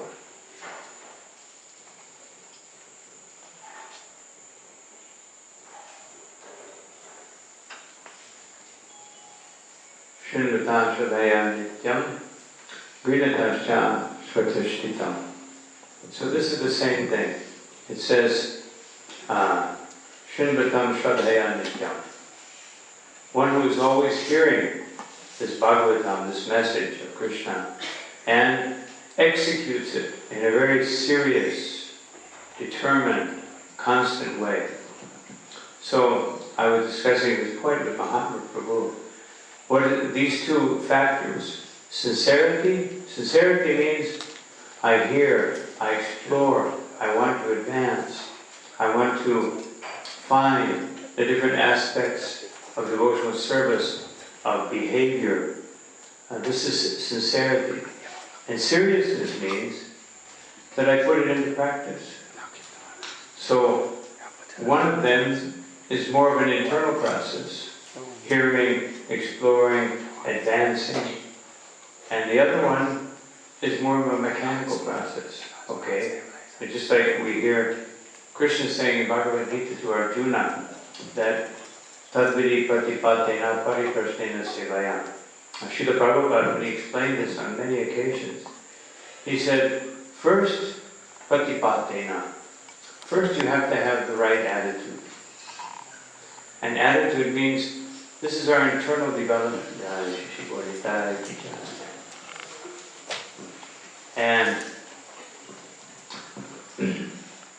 And then Sevaya, asking questions and service, but Srila Prabhupada says, more important than questions is service. When you do service, then you'll ask the right questions. If you don't do any service, then you'll ask all the wrong questions and waste the time of the guru or the senior devotee. So, these two factors are very important, and they must both be there. Otherwise, sometimes we see devotees, they become a little proud. I follow the four regulative I follow the four regulative principles. I chant my rounds. Just like we said in the beginning, I shave my head, or I wear my sari or my tilak, I put it on with a toothpick and it's impeccable. And I even make a little jagged edge on the plastic. So we become proud. We become a little proud of the external, or sometimes we take shelter of the external and we don't cultivate our internal advancement. So this is a very big problem. So therefore Bhagavad Gita, Srimad Bhagavatam, again and again they address this point. That don't make devotional service, don't make it theoretical by just I entertain some concepts, what Srila Prabhupada said in its rawest, most unprocessed form, armchair philosophy. We don't just practice theoretical bhakti, and also we don't blindly follow, we don't just perform something without the proper development of consciousness. So, forgiveness, giving up fault-finding, giving up resent, these are all aspects of being sincere, being very sincere in our cultivation of devotional service. This sincerity means to dig into oneself, into one's internal development, and see what I'm doing right, what I'm doing wrong. Srila Prabhupada says that every night one should examine oneself. What did I do for Maya? What did I do for Krishna? We shouldn't be afraid to question ourselves and try to understand how can I develop more. So this is what Mahatma Prabhu is explaining, that compassion. Srila Bhaktivinoda Thakur says danya, or humility, means that I have no qualification, I'm the lowest among all. And daya, or compassion, means I have to give this Krishna consciousness to others. So they seem to be somewhat, a little bit contradictory in one sense. How can I, the lowest, give the highest? I'm the lowest and I'm going to give the highest. So he says in between these two, when these two mix together, when they mingle together, this is called forgiveness, meaning I'm getting forgiveness from Krishna and others, especially those who are receivers of daya or compassion. I have to forgive them. I have to forgive them on a daily basis. They may be doing things wrong that I learned a long time ago. Or when we see someone who has this mood of mechanical bhakti, I don't become, as he said, sarcastic toward them. I don't become cynical and think, well, this devotee doesn't really understand philosophy. This devotee doesn't understand the fine points of bhakti. No. We feel compassion and we act properly. We forgive them. So, this is very, very important that we don't get stuck on only thinking that if I do the externals, because sometimes doing externals is a place to hide from my own internal development, from my own internal growth. I can hide and say, no, I'm a good devotee, I do this is what we're supposed to do. And we're not developing these things, so this is all in the point of bhakti. Yes, all good qualities come from bhakti, but these essential aspects, these are aspects of bhakti, not just qualities, but aspects that make bhakti grow, that nurture our bhakti, because they keep us in the mood of humility by questioning, forgiving, being tolerant. So this is something very, very important in our devotional service. Before you just Yeah. you were saying mechanical bhakti. Can you explain that? And mechanical means that it's very easy for a devotee, especially if they have some issues that they want to avoid, or they really don't want to confront themselves and see what is it in my heart that has to be corrected, what has to be modified, what has to be cleansed. So when we don't want to dig into that aspect and see what's there, what is the dirt, what is the impurity within my heart. Just like what was Krishna's first response to Arjuna's arguments.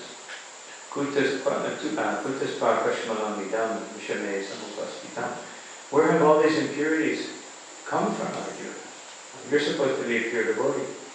So the converse is, if we're not a pure devotee, if we're not feeling not only that I'm doing devotional service, but I'm feeling happiness and bliss and loving sentiment toward others, which means compassion.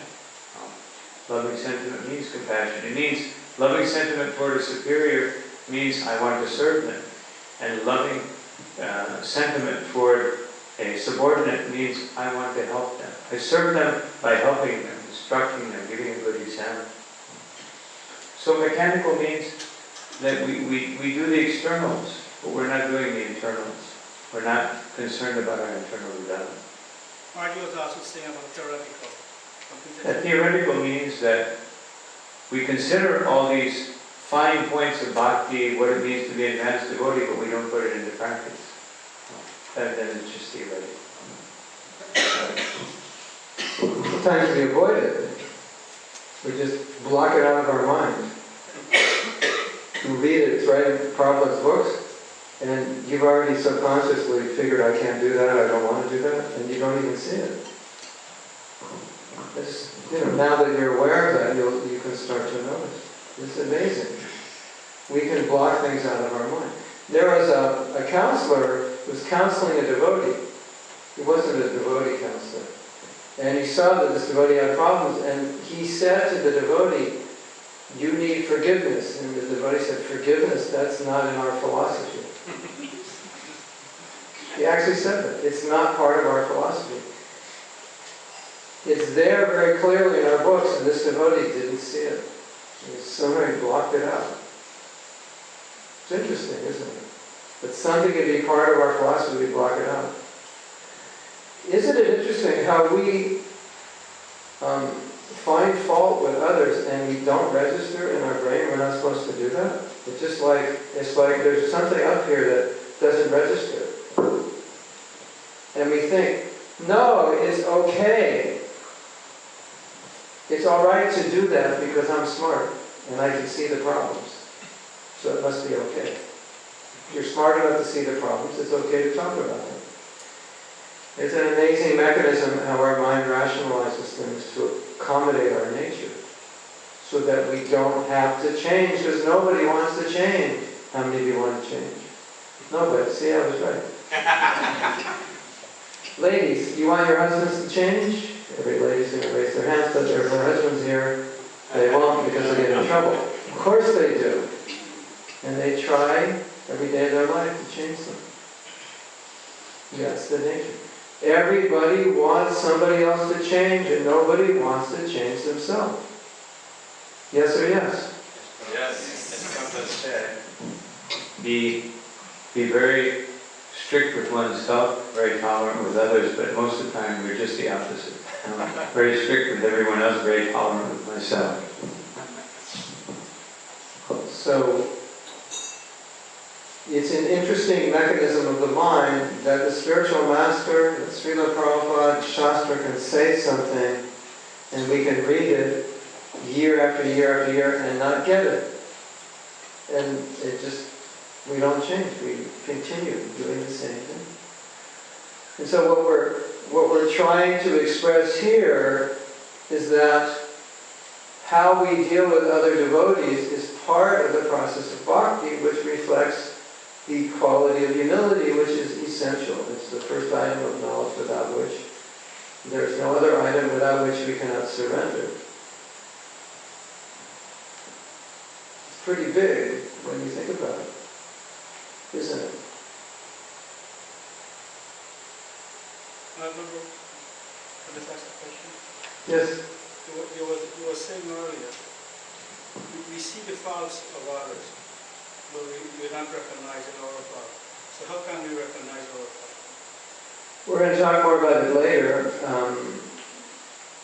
The first thing we do is, if we notice a fault in others, that means we have it. It kind of solves the whole problem. Because well, let's take it further. It has bothered you. If the fault in another person bothers you, it's probably because you have it yourself. But Srila Bhaktisiddhanta Saraswati Thakur said, as soon as you see a fault in another person, that's a signal to look at yourself. Because now you're going out. And as soon as you go out to see the fault, you're going down. But as soon as you go in to see the fault, you're going up. So, all of those who want to go down, you know what to do. And all of those who want to go up, you know what to do. Is it easier to see another person's fault than your own? Yes. I don't have to ask. I already know the answer. Is it harder to see your own fault than others? Sometimes it's impossible. Sometimes we're so upset about another person's fault, and we have it ourselves, and we can't see it. Now, Bhaktisiddhanta said something. He said, when others' faults delude you, so he's saying the focus on another person's fault is deluding you. It's like it's completely bewildering your Krishna consciousness and taking you away from your own introspection. And he said, therefore the solution is introspect. Find fault in yourself.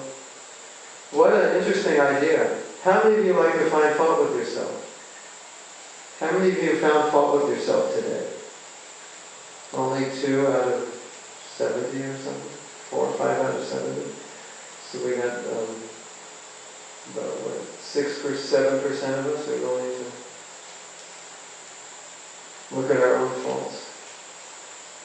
How many of you found fault with somebody else? Okay, you want to admit it.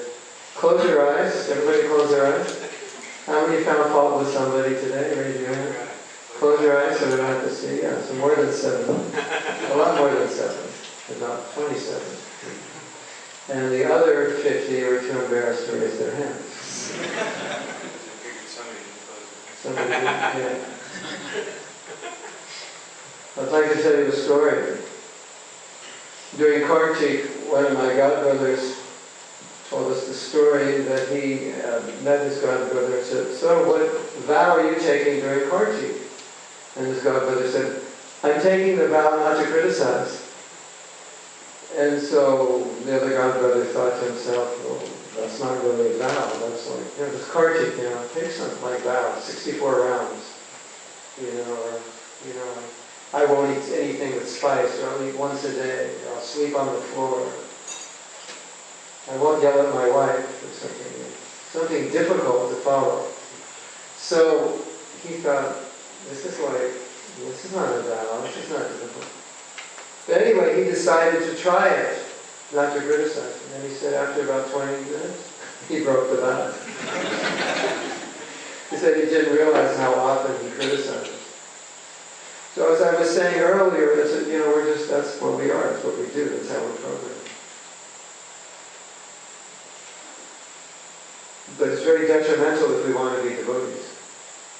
And we have to see it as a fault. We have to see it for what it is. And we have to realize it's taking us down. Krishna doesn't like it. And we have to realize how strong that tendency is. But beyond that, I think to me, this is the real point. We have a movement to spread. And it gets affected by us criticizing one another. It makes it very difficult to effectively spread a movement. Somebody new comes in and then he hears me criticizing somebody. What does he think? How does that help? Or I'm criticizing some leader and it just creates friction. We can't work together. So if for no other reason, just to help spread this movement, we should do it. Just so we can work better together. And it does require a bit of humility to do it, right? It requires a lot. Just to relate one experience in one temple, I won't mention where it is, one temple in my zone, big temple. One of the things I hear most than anything else is that, I see some nice person, you see someone nicely dressed and they come to a class, you can say, I ask the devotees, did somebody speak with that person? Did somebody try to cultivate them?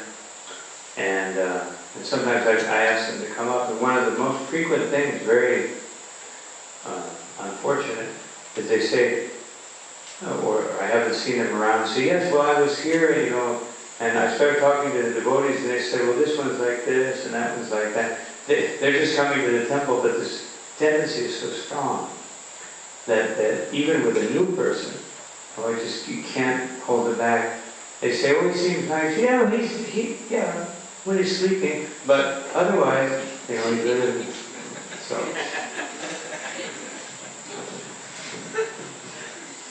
Very strong, Jim. Yes. How is this detrimental for us? To our bhakti? Well, it's interesting. I was reading Bhaktisiddhanta in his description of Trinadati Sunichina. And he said that we need to be humble even with the non-devotees. Because it's not like, okay, around the devotees I'm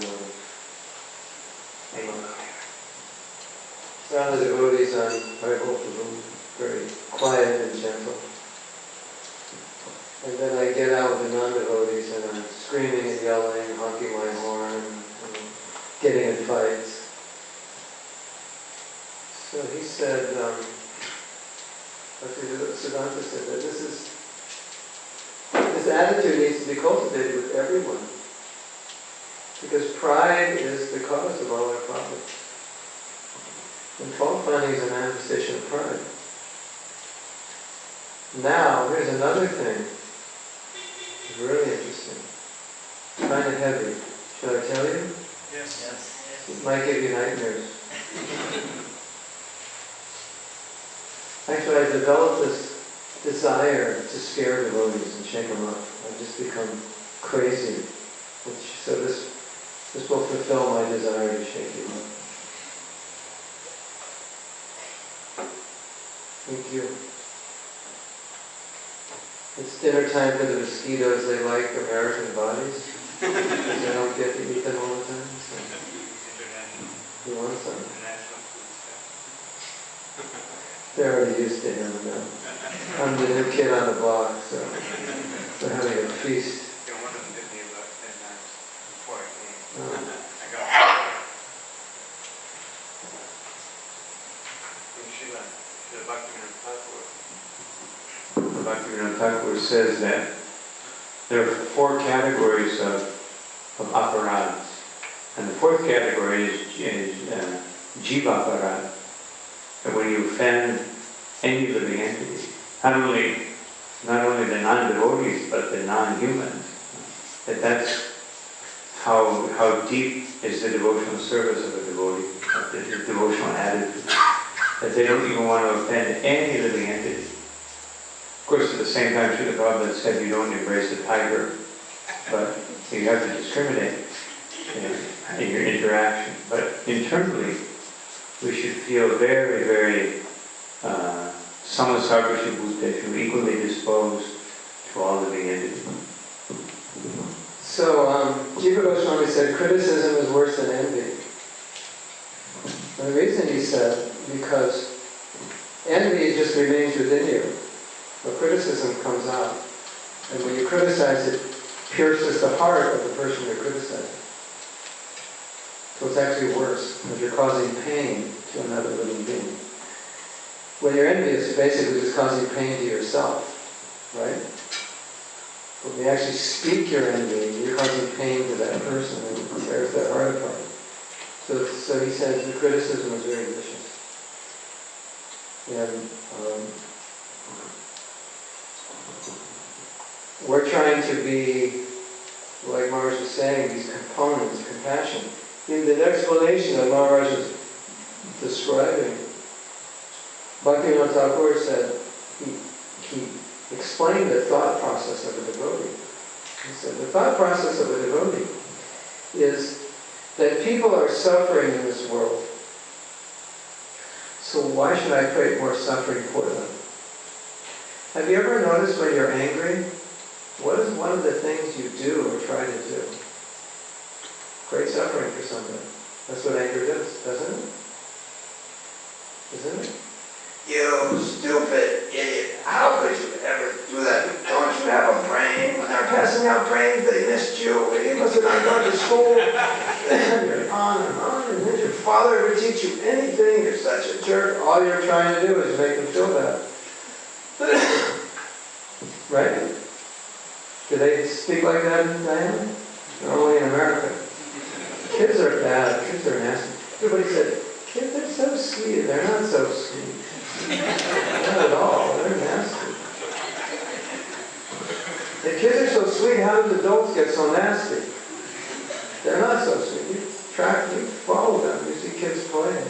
That's my toy, don't take that. I'm going to hit you in the head with that. They're like 4 years old. Where's that coming from? They're not so sweet. So, it's true. I mean, they get it, they're in the womb, they're getting all these bad qualities, and they come out and manifest. They're sweet when they're young because they can't talk, so you don't know how bad they are, and then they start talking. They don't have enough words in the beginning, and then they get enough words, and they're like, stupid, you're stupid. As soon as they know that word, they're nasty. They really are. So, Bhaktivinoda Thakur said, a devotee thinks, people are suffering, so why would I not want to forgive somebody and just create more suffering for them? If that's how devotees think. So you think you're helping somebody by finding fault? And just creating suffering for them. You think you're helping the person that you're talking to about how bad the other person is? You're committing violence to that person. Because Prabhupada defines violence as blocking a person's advancement. So now if you're telling me how bad somebody else is, it's not helping me. Right? So the whole thing's a big mess. Isn't it? From beginning to end. And in the middle. Right? What do you think? Like Maharaj is saying, now you have an organization. The people come to this organization, This organization that has deities and people wear dhoti, kurta, tigat, kantra, sari,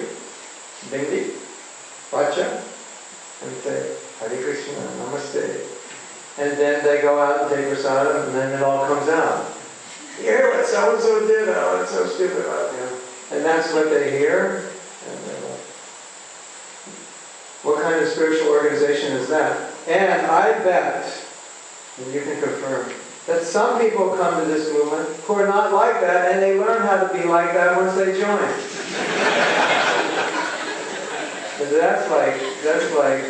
That's worth crying over. I mean, that's really bad.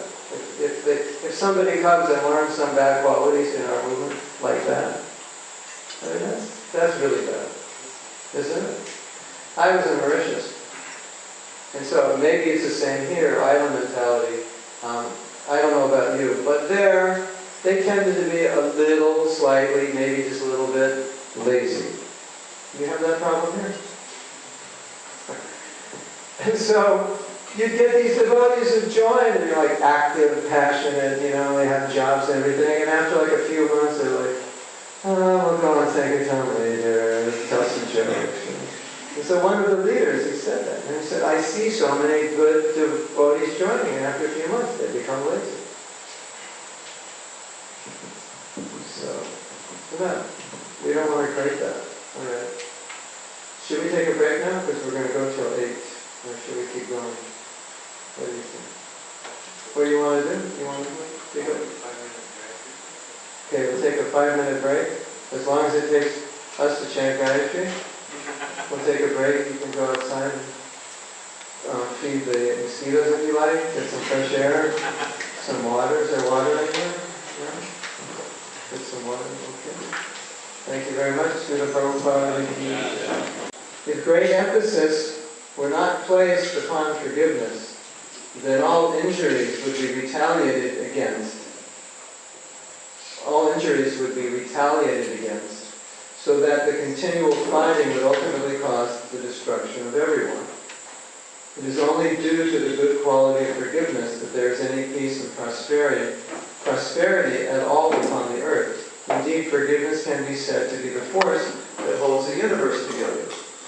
Interesting. The Yudhisthira is saying, if you offend me and I retaliate, then you'll retaliate, then I'll retaliate, then you'll retaliate.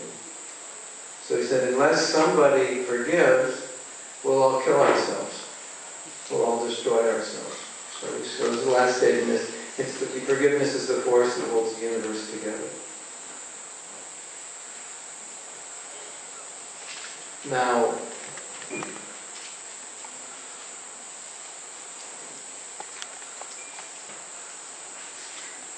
very interesting concept. The concept is, if we've been hurt by someone, there's a lot of value in that hurt. And why would I say that? What does that mean? It sounds like maybe I'm not a very sympathetic person because I'm telling you that if you've been hurt, there's value in it. Who could guess why I'm saying that? Does Dattavara know why I'm saying that?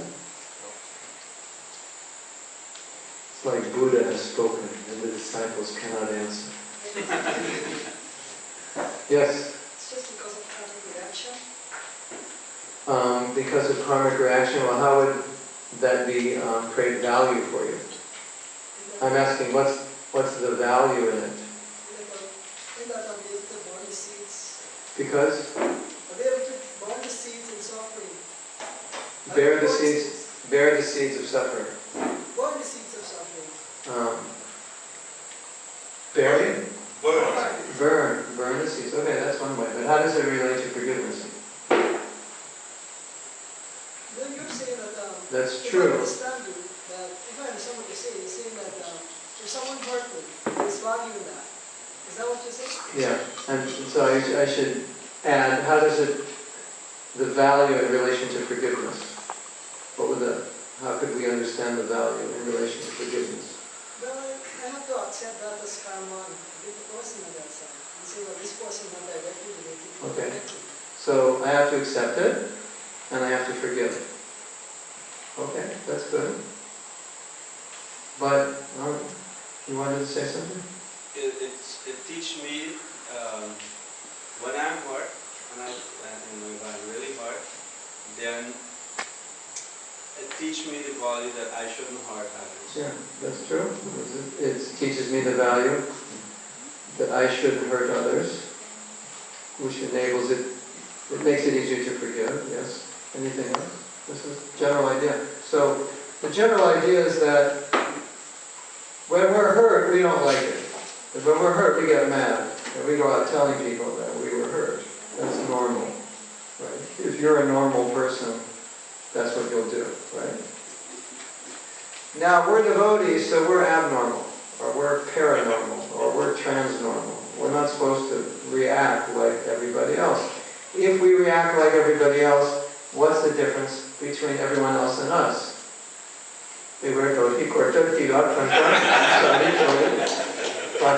Other than that, not much. And we chant Hare Krishna, Krishna Krishna, Hare Hare, Hare Ram, Hare Ram, Hare Hare, and our stone heart remains like stone. So then, we're not really different, right? So, when we're hurt, a devotee, a spiritualist, a transcendentalist, thinks, here's an opportunity to react in a Krishna conscious way. Here's an opportunity to learn how to be forgiving, or how to be compassionate, or how to be humble. So a devotee thinks, oh, this was actually good, because now I'm given an opportunity to learn how to forgive. If there's nothing to forgive, how would you learn how to forgive? Right? In other words, if somebody didn't do something to you, if somebody didn't do something to me that was so upsetting that I couldn't forgive him, I'd have no chance to learn how to forgive. I wouldn't need to. But when it happens, then I have an opportunity to learn how to forgive.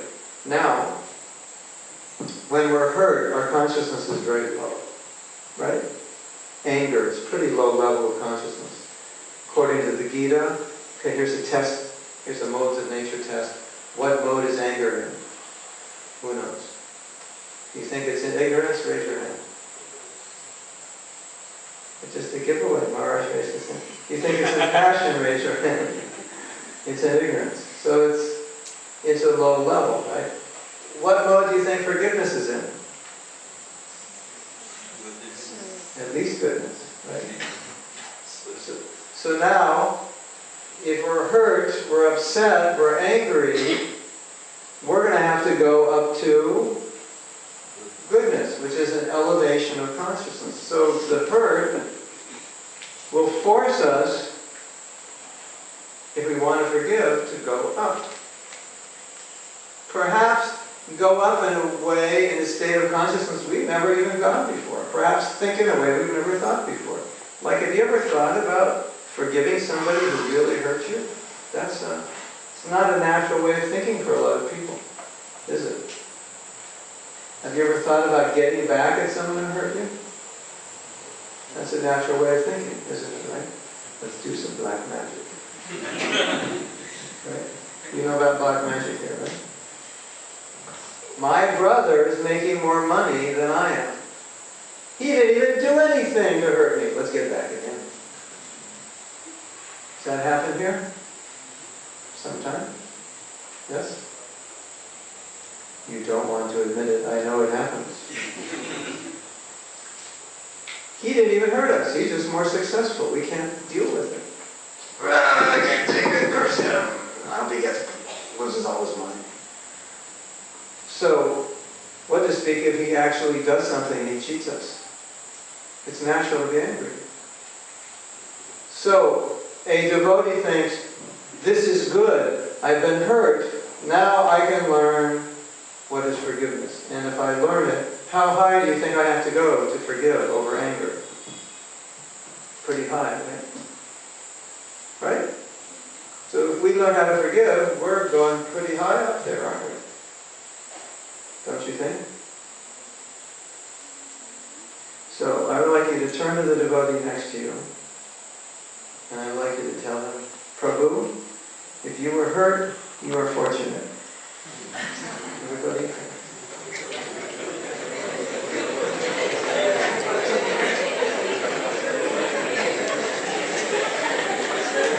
see how happy you are that you were hurt?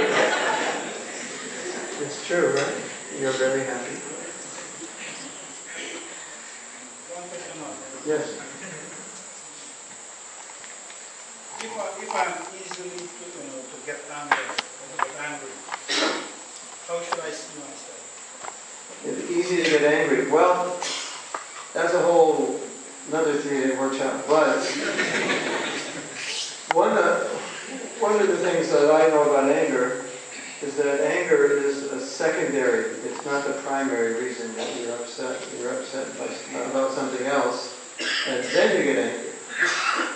So just like I was upset with this sannyasi GBC guru, but I was upset because of lack of trust, because he didn't confide in me before he left. So that's why I was angry. So a lot of the anger you find in your life is a result of something else. And so you need to uncover what it is. That's more deeper. And for a lot of people, the anger comes from how they were treated by other people when they were younger. It's kind of a complicated issue. It's not always just what's happening right now. But I think the point that Maharaj is speaking about, and we're speaking about, and we're going to speak more about it. Actually, maybe I'll speak more about it now since we're on the topic. That we become devotees, right? And we bring in this whole history of culture, of thinking, and we just plop it in. And then what do we do about it? Some of us just leave it. We don't change it, we don't do anything. So I'll tell you a story. Would you like to hear a story? I don't know, maybe I told you the story before. It's really nice. This is a nice story. I'm glad you're listening.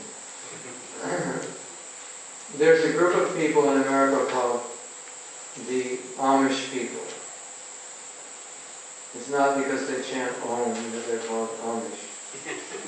They settled in America. They're a Christian organization, and they believe in living off the land, in simplicity. They don't drive cars. I think they have electricity, or some of them do. They're a Christian group, and they believe this is how Jesus wanted them to live. They use horses, but they won't use cars. And they produce their own food. So they have a school, and one madman came in their school. He got rid of all the boys. He said, "Get out of the class." He lined up 9 girls and shot them all. And 5 of them died.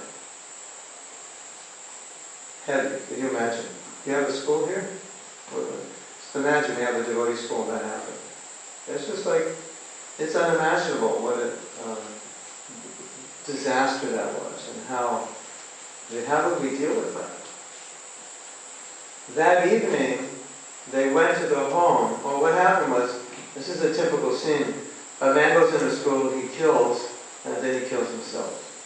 This goes on like every, once or twice a year. I don't know, I'm not following it. It goes on quite often in America. It's like somebody did it, someone else got the idea. So these people who are mentally disturbed, it's their big chance to do something horrible, a big chance to make a name for themselves. But they end up killing themselves. So that's what he did. So that evening, the Amish people went to the home of his wife. So you can imagine how his wife feels. Your husband just shoots 9 girls in the school and kills himself. And they went, what do you think they went to tell her? How much they hate her and how they want to kill her? Do you think that's what they said? What do you think they said? They went to tell the wife that they forgive the husband. Yeah, and you know what else they said? First, they went to tell her that we forgive you. And then they said, she's alone, no husband anymore. They said, we will take care of you. You can live with us the rest of your life. Is that amazing? How many of you think that's amazing? How many of you would do that? Only treat unto animals.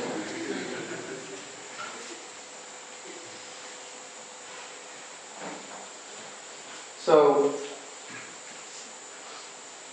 whenever I do a forgiveness workshop, I ask this question to the devotees in the Hare Krishna movement: if that happened to us, would we do that? The unanimous answer is no. No. Which is interesting. Just interesting to think about it.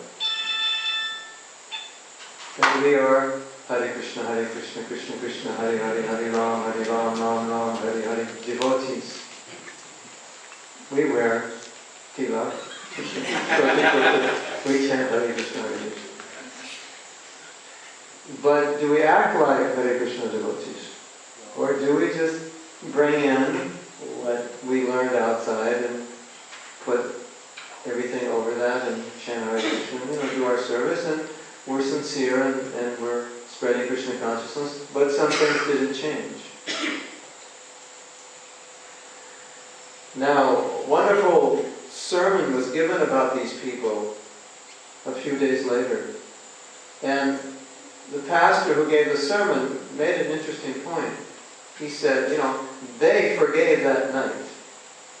They didn't have some big meaning. What should we do? I think we should kill the wife for what her husband did. They didn't have a meeting like, I think we should sue. I think we should protest. I think we should complain to the police that this county's not safe.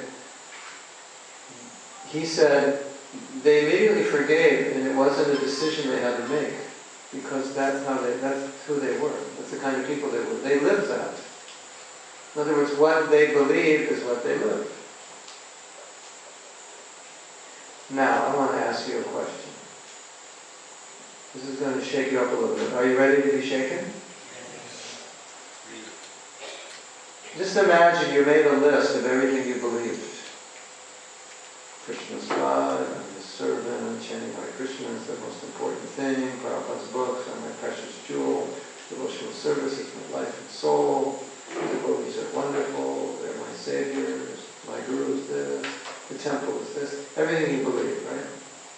You write it down on a piece of paper. Now imagine my assignment was to determine what you believe, but you couldn't tell me. I had hidden cameras in your house that followed you everywhere you went for a week. And my assignment was to determine what you believe based on what you do. I see you at work and you're screaming at somebody, you stupid idiot, why did you do that? You never brain. I said, I believe in peace. I believe the holy name is the most important thing. You get up and you're surfing the internet at 5 in the morning. Would your activities be in alignment with what you say you believe? It's a scary question, isn't it? To ask yourself. Isn't it? Don't you think? So this is one of the problems that we face as devotees. That we believe something that we don't believe. We want to believe it. But by our activities, we may not believe everything we think we believe. And so a course, like A Course in Forgiveness, challenges us now to come into alignment with our teachings.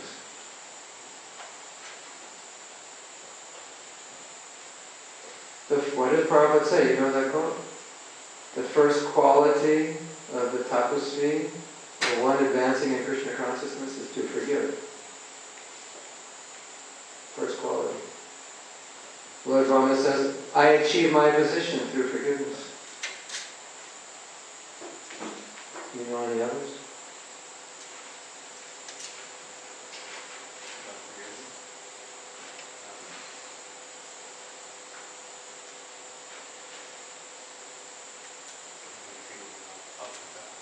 But anyway, you get the idea. You know what? No, I just wanted to make a comment on what you're saying. Yes. Well, 10 years ago, I was in a situation where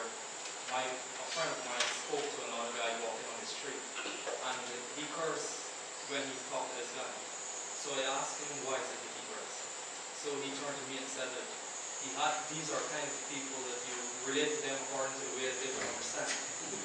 So, Where they are at? Is that what you said? You relate to them? these are the kind of people that you talk in this manner so that they could understand. So, my point is that we can relate in an organization to devotees in one sense, but when we go outside and we try to apply that, people don't really take us seriously. So we gotta speak in a way in which they could understand. But what I'm saying, like as a business person, you relate to people in that way because their level of consciousness might not be to respect you if you go very polite with them. You gotta apply it, but yet you gotta be very limited. You're hanging around with the wrong people.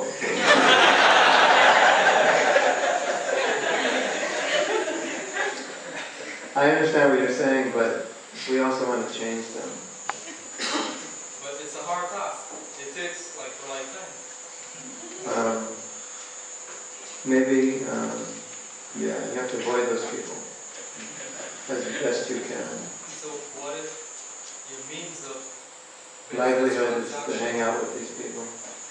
Find another means of livelihood. Because you don't want to, I saw this, I mean, you don't want to act all day like a complete idiot and then come home and do puja. You start cursing at your deities. I've seen this the second time. They go out and they say all these weird things. You don't have to do it here, but in America, sometimes they come home and they're dealing with one another, like, bossing around and telling jokes. And anyway, we have to be careful. But I think you understand my point, that it has to carry, it has to translate if you're becoming Krishna conscious. It has to translate into your life. And so that's what we want to accomplish this weekend. Translation. Right? So we can be more aligned with what we're taught, with how we're taught to act. And not just assume, because I'm a devotee, everything is okay. Right? Now, how many of you think that in the Hare Krishna movement, fault finding is a problem?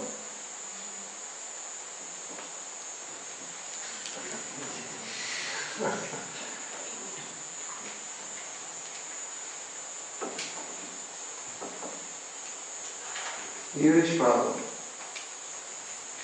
Now I want to tell you something. You want to be shaken up? Anybody tired? This will wake you up.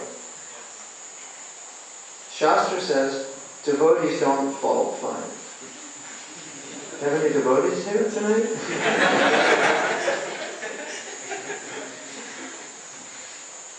I was in a lecture, personally, I heard this with my own ears.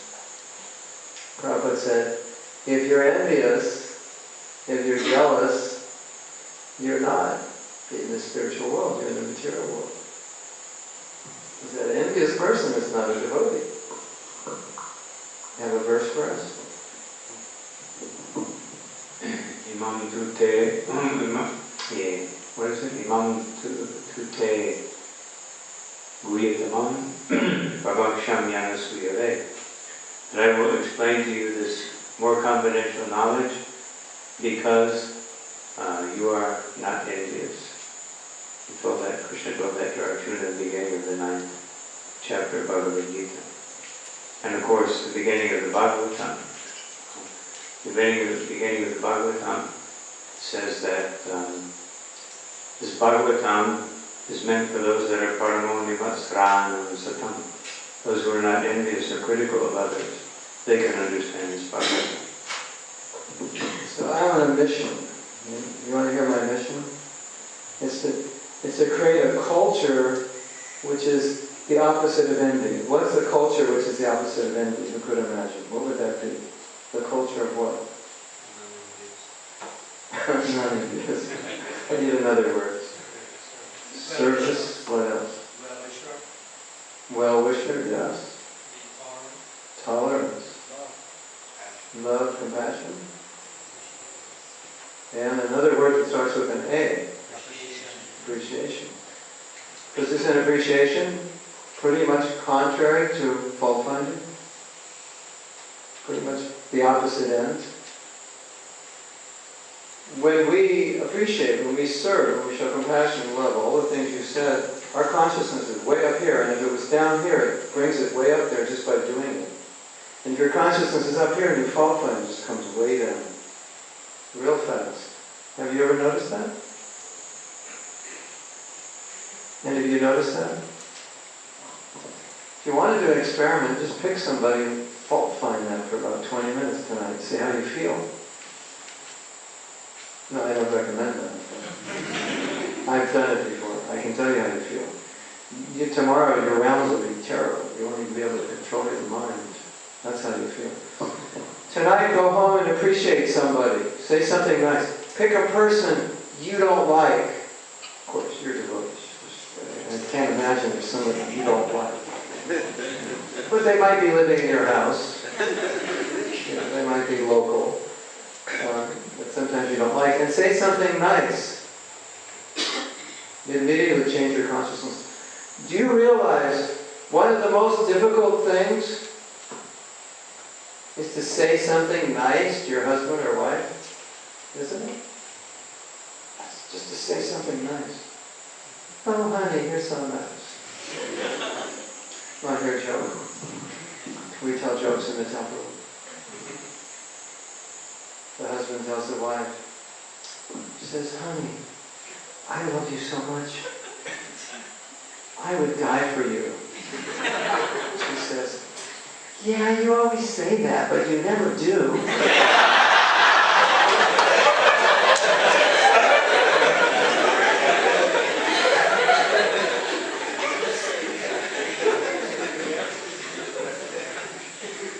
Anyway, just to say something nice to your husband. Oh, honey, you have such big muscles. I'm so proud of you. And the man, yeah. You just say something nice sometimes, it doesn't happen. You go on for years.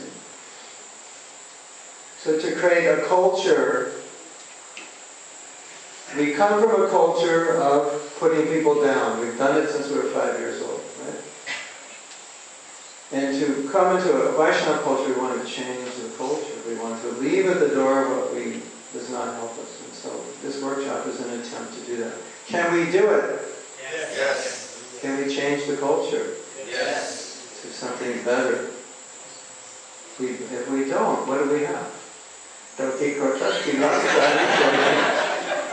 Hare Krishna, bang around, jump around, go home, find fault with somebody. Hare Krishna. So, do you want to say something? Okay, so the next topic is,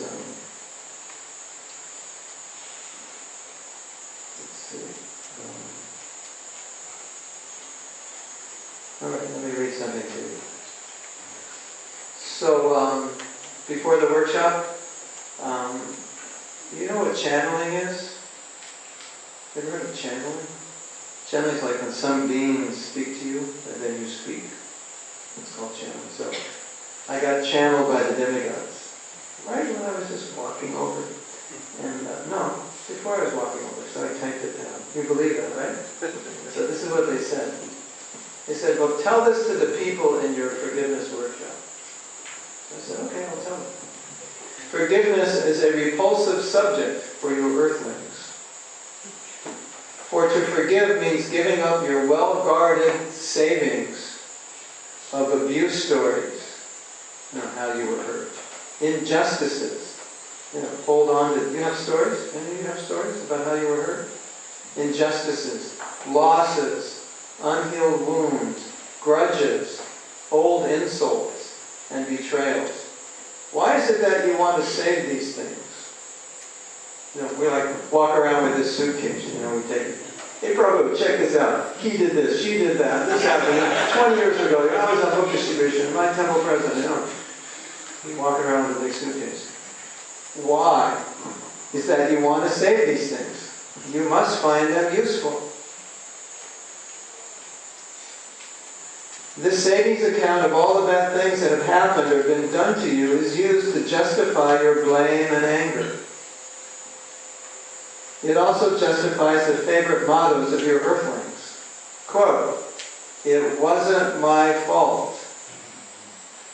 I was wronged. I didn't deserve this. You owe me. I'll sue him." Your victim misfortune stories feed all sorts of petty vengeance. You know what vengeance means? Getting back. Revenge.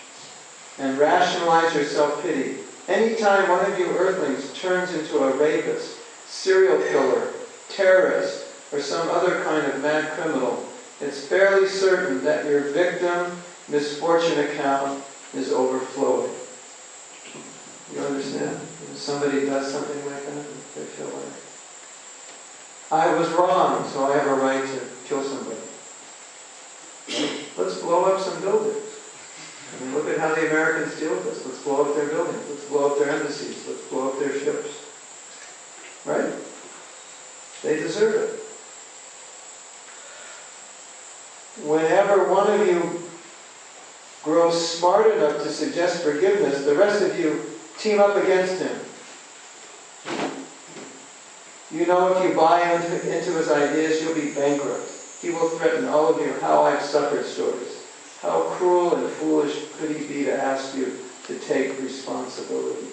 How stupid is he to even suggest that abusers should be let off the hook and criminals set free while you are blamed, the poor victim, for not forgiving?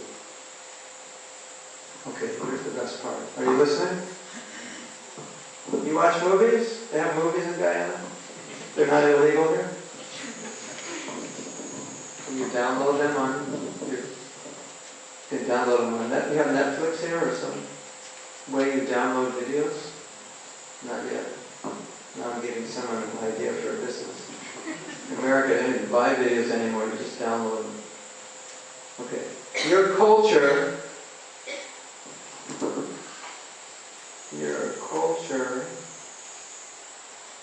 Doing a little editing here. Your culture has a love for retaliation and revenge. Watch the first 20 minutes of your action-adventure movies, and you will see the hero suffering at the hands of some strange human abuser. The more terrible the abuse, the better the hero's justification for spending the rest of the PG-13 movie made for your teenagers with adult language and graphic violence. Taking horrible, often murderous revenge. I was on the airplane, and they showed this movie called Alice in... I don't know if it's Wonderland or Wonder something. The new one? The new Alice in Wonderland. Oh my God. It was just people beating one another up for like 2 hours. With sticks and knives and pitchforks and tools. I mean, I couldn't believe it. Everybody's just like, oh, this is nice. That's, I mean, I would say 80% of that movie was just fighting. People yelling and screaming and beating one another up, trying to kill them. So all the little kids on the airplane get to see this nice movie, right? So what are the demigods saying? They're saying, this is what most of your movies are about. Somebody gets abused, and the rest of the movie he fights back. Because that's what you do, right? This is the model you offer your children. If someone hurts you, you get even. Right? There is also a preemptive version. Sometimes you have to get even first. Like George Bush. That was, where was that? That was Afghanistan, right? Or both, Iraq. That was get even first. Anyway, I could read more, but you get the idea. All glories to the demigods. Okay. Now, I have something to speak of about detachment, so maybe you could also help me with it. Mahatma, one question. Yes. Sometimes when you are forgiven, people think you are a weakling. Yes. Gandhi addressed that. Gandhi said forgiveness is not for the weak. It's It's for the strong. Our culture is backwards, right? Who's the strong guy? The guy that's got all the money and all the girls, right? That's the guy we consider in our society the most degraded, is the strongest, is the best. Isn't it? It's extremely, only the strongest person can forgive because it requires a tremendous amount of detachment, sympathy, compassion. Now, you can be very strong with somebody and forgive them simultaneously. We saw that with Prabhupada. He forgave. But if somebody took advantage of it, then okay. There was one devotee, Dodi Kortatila, sort of devotee, who was stealing, and they caught him. Prabhupada forgave him, and he said, don't do it again. They caught him again. Prabhupada called the police. So he forgave him, but he had to deal with him the second time.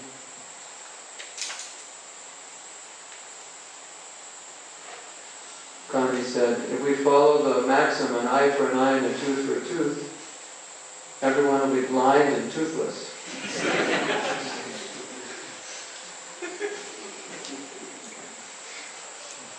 So that's the material conception of strength, is retaliation. So the challenge for us is how to travel within the world where we can be cheated if we're not smart and we're, right? And we're not aggressive. But at the same time, not to be an angry, resentful person.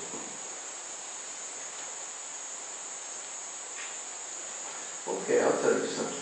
Check this out. This is amazing. Should I tell you something amazing? American Express. You've heard of American Express? Credit card company? Big company. They did an experiment and they took some of the executives of American Express and put them through a forgiveness course. Unlikely people, right? They found the gross income of American Express, or at least in that branch, increased 18% the next year.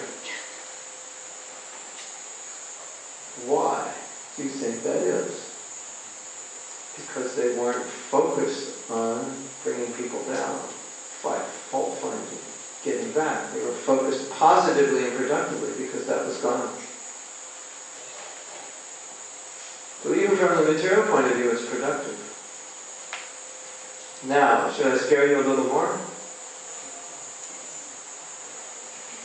There's tremendous amounts of research that correlate resentment with cancer and other diseases.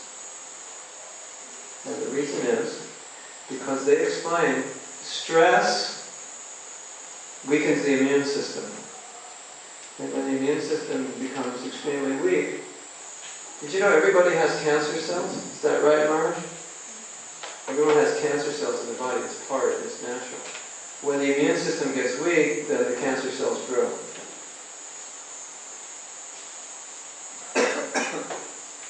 What research has found is that resentment is a very intense form of stress. It's a higher level of stress. So that people who are holding on to resentment, it's the emotion in the body is wearing the body down. And what we're thinking is having subtle energies affecting the body. So if somebody thinks you're weak because you're not retaliating, you can tell them, no, I'm becoming healthy. I'm becoming strong. And I'm uplifting my consciousness.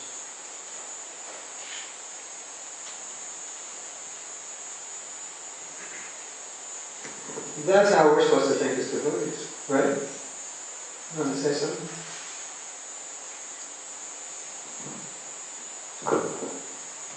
I also wanted to say something that one of the most common examples of forgiveness and how forgiveness can be applied and misapplied is in our most famous scripture, which is Bhagavad Gita. Lord Arjuna begins by wanting to forgive, but because that forgiveness is on the material platform, Krishna corrects him. And he starts to fight, and he's killing people. Right, not just like a movie, but, in a pure way, under Krishna's orders. Killing people right and left. But at the same time, he's forgiving them. Otherwise, this is how we can really understand forgiveness, just the most, graphic example that we have from our own scripture.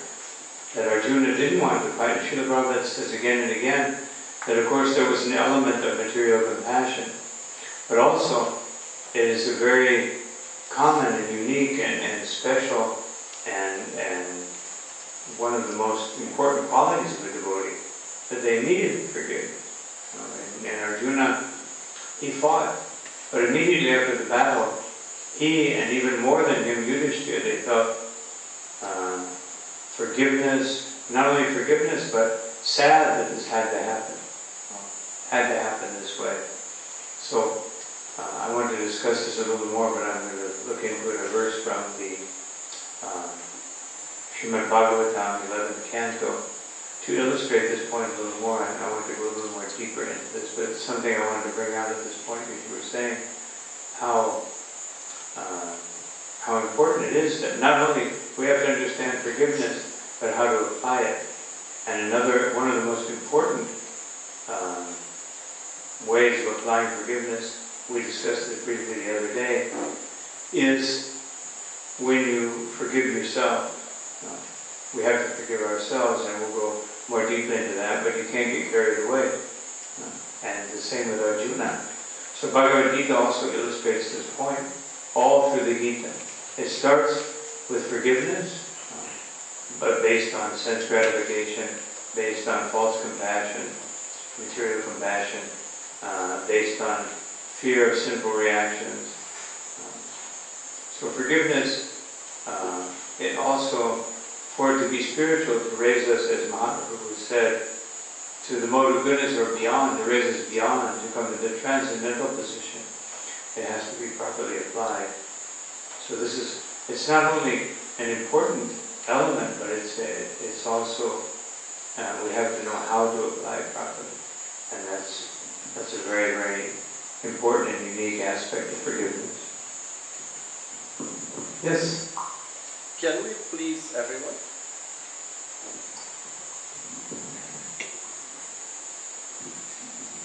Maybe everyone but your wife. I don't know. We're trying to please Krishna and Guru, and if we do that, that's perfect. Of course, we want to please the Vaishnavas. I think that the point is, we want to do what's right. Others may or may not be pleased, but you want to do what's right. Is your wife pleased with you? Sometimes? Sometimes. Buy her a present. Bring back something special from Guyana. She'll be happy with you. Before we end, I wanted to create the proper consciousness for tomorrow. You remember I said, you think about your story, think about who you want to deal with, and I want to talk a little bit about that, and then a few words in closing. Sometimes there may be more than one person that you have an issue with. And so then the question comes, well, which one should I pick? Because we're only going to pick one. How many are we going to pick? One. I generally recommend pick the one which is most troubling. The natural tendency will be to pick the easiest one.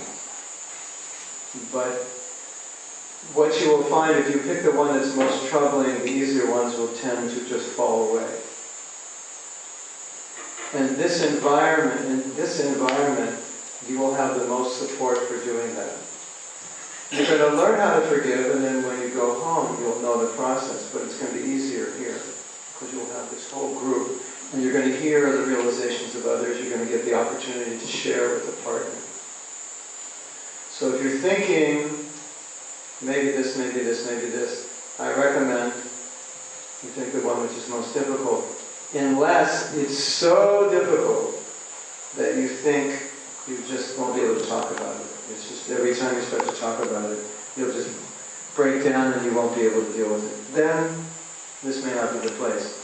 But in general, even I recommend to try to do that. Because for some of you, you may have an issue that's so bad, this may be the first time you ever spoke to anybody about it. It may have happened when you were 10 years old and you never spoke about it. And so I feel that this is the easiest place to deal with it. And so what we want to do in this sangha, in this group, is we want to create an environment that's very, very supportive. So you're going to have a partner and you're going to be sharing with one another. You're not going to be condemning, criticizing, judging, evaluating when someone speaks to you. You're going to be listening. That creates a supportive environment. And you'll get to choose who it is you want to share with. And then, if you choose, when we ask, we'll allow you to share with the group. And you'll all get to hear people sharing experiences that you may be able to relate to, that will help you. So then you get the benefit of the group. And in order to do this, we all have to promise tonight that whatever we hear, we won't tell anybody else. Because in order for you to share, you have to be certain that you're not going to tell the world. It doesn't go on the internet. If your husband or wife's not here, they don't hear it. Because it's not fair if somebody's sharing. So, we want to create this environment. The Sangha is very powerful. The sharing is very powerful. It's amazing. Because you think you have a difficult time, you'll hear somebody else sharing and you realize they have a worse time than I did. And when they're willing to give it up, it inspires you to give it up. So, if you have any questions about this, then you can see me after tonight, or I would say tonight is better, about which one you should choose. As I said earlier, if you're not sure if you have an issue with someone or not, then just think that when you think about this person or think about what they did, does that bother you? Does that in any way affect you today, what happened in the past? I think in most cases you will realize, yes, I'm still affected by it. I still think about it, it upsets me, it disturbs me. It doesn't have to be a big issue, because what you're learning here is just a process. So even if it's a little thing, at least you'll learn the process. And then in the future, if there's a big thing, you'll have the process. You'll know what to do.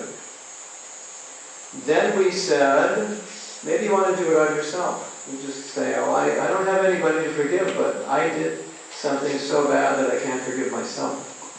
So then you're going to choose yourself. And you'll do the process on yourself. Now there's a third category. And the third category is sometimes in these workshops, a devotee will say, I just don't feel that I have any resentment towards anybody. They can't think of anybody. They go down the list. Mother, father, husband, brother, sister, wife, boss, temple president, GBC, God, guru. They go top to bottom. I don't feel anything negative towards anybody. Then, what do? You become the next guru. Yeah. No, but this does happen. It may not be that you're denying the reality. It just may be that some people they don't hold grudges. They're not like that. I don't know if they make any like that in Guyana, but there are people like that. They just don't hold it. So if you're like that, then what do? You imagine what somebody would have to do to you or a loved one that would cause resentment. You imagine it. Say, okay, I don't have resentment for anybody, but if somebody raped my daughter and strangled and killed her, tortured her, I don't think I could overcome my resentment towards that person. So you make up a story. And this is going to be, you try to make that story real as if it happened, and then you'll do the process on that person, because that way you can learn it. It's not as good because you have to try to feel the emotion you might feel if somebody did that. It's going to be a little harder. It's better if it's real. Okay? So you think about it tonight. If you have any questions about that, then you can ask me when we end. We're going to end soon. Now, one other thing that's very, very important is in this process of forgiveness, this is how we're going to do it. Tomorrow you're going to come in with this person in mind, and I'm going to ask you to write down on a piece of paper the story. So let's say, in my case, to say, I worked in this temple for many years. We had a GPC sannyasi guru. He left. The temple crumbled. I was upset. I had trust in him. He betrayed my trust. I suffered for many years. Like that. That would be my story. So I write it on a piece of paper. So you're all going to do that. And tomorrow, Trigandi is going to have for us a fire pit in front. Right? It's going to be right here. And during the workshop, at any point, at any time, this story, you become inspired, you feel like, I do not want to carry this story with me anymore. This story is painful, it's hurting me, it's not helping me. You come up and you tear it up and you put it into the fire pit. There won't be a fire going, we'll have a fire at the end. We'll celebrate a big fire on the kirtan. And it's symbolizing that I am leaving this behind. That means when you do that, you don't talk about it anymore. That person is, it's over. It's just, it's like anything else in your life that doesn't bother you, that's just another thing that happened. You're willing to let it go. Will that happen for you? It will happen for a lot of you. Will that happen for all of you? Maybe. Maybe not. I can't say. It may happen after the workshop. It may happen in another lifetime. I don't know. We're only giving you the opportunity to do that. So that is why we need your story. And this is what you're working on. Now, how it will happen, this is very interesting. Should I tell you how it's going to happen? We're going to go through about 20 different exercises, and then we're going to have discussions, philosophical discussions. We'll also do kirtan. Kirtan to help us just pray to Krishna to help us forgive. You're going to hear stories about forgiveness from our scriptures, from outside the scriptures. At some point in this workshop, for some of you, something's going to come over you and you're just going to stand up and you don't even know why and take that paper and tear it. It's just going to be something. You're going to hear something, somebody shared, you're going to hear a story, you're going to do an exercise, and it's not going to be in your head. You're not going to be thinking. You're going to walk up here like a robot and just tear it up. It's not going to be fun. And the reason is, there's going to be a shift in your heart when this happens. Something shifts. Your heart opens up. There's a change. And you just want to let it go. Isn't that interesting? Now, a lot of you are thinking, I don't know. Mine is like pretty deep. I mean, maybe some of you were molested by a parent. I mean, that's huge, deep. How can you ever overcome it? Don't worry about it. Don't even think how you're going to overcome it. All I ask is you sit here, you keep your body in this room tomorrow from 5 to 8, Saturday from 10 to 7:30, and we'll take a break for an hour and a half, and Sunday, I think, from whatever, we'll figure it out, but maybe 7:30 to noon. You keep your body in here, you do the exercises, 108%, don't even worry if it's going to work. Don't even think, how is this going to work? I don't know, this doesn't make sense. Don't even think about it, just do it. And at some point, something's going to happen to most of you, where you're just going to, your heart's just going to change, and you're just going to tear the paper up. Is that good?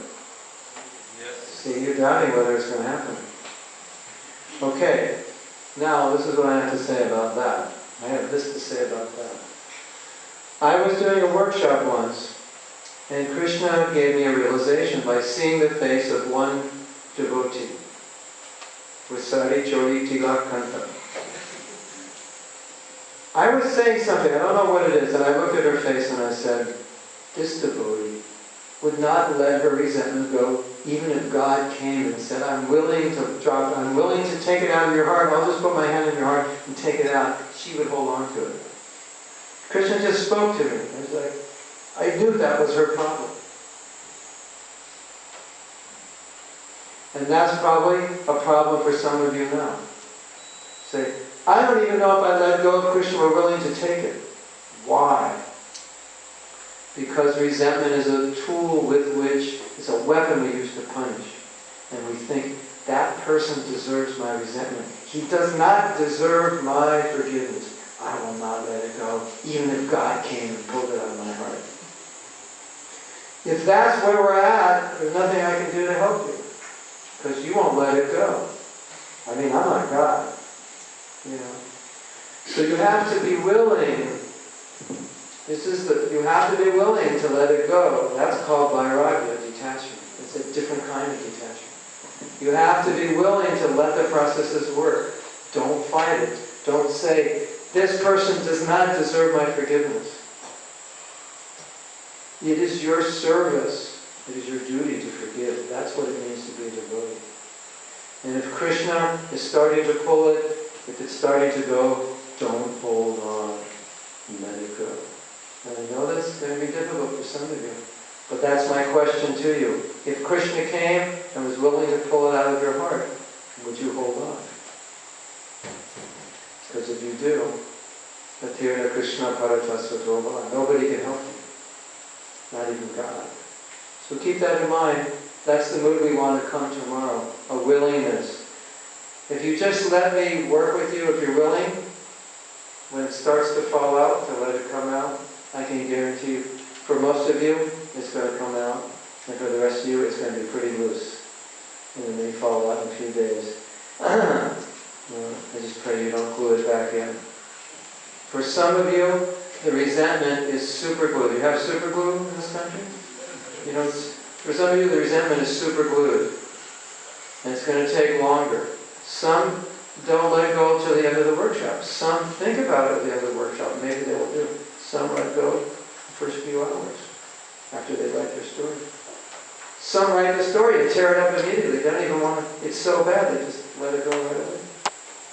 So it'll be different for all of you. Some are lodged in more for some of you. Okay?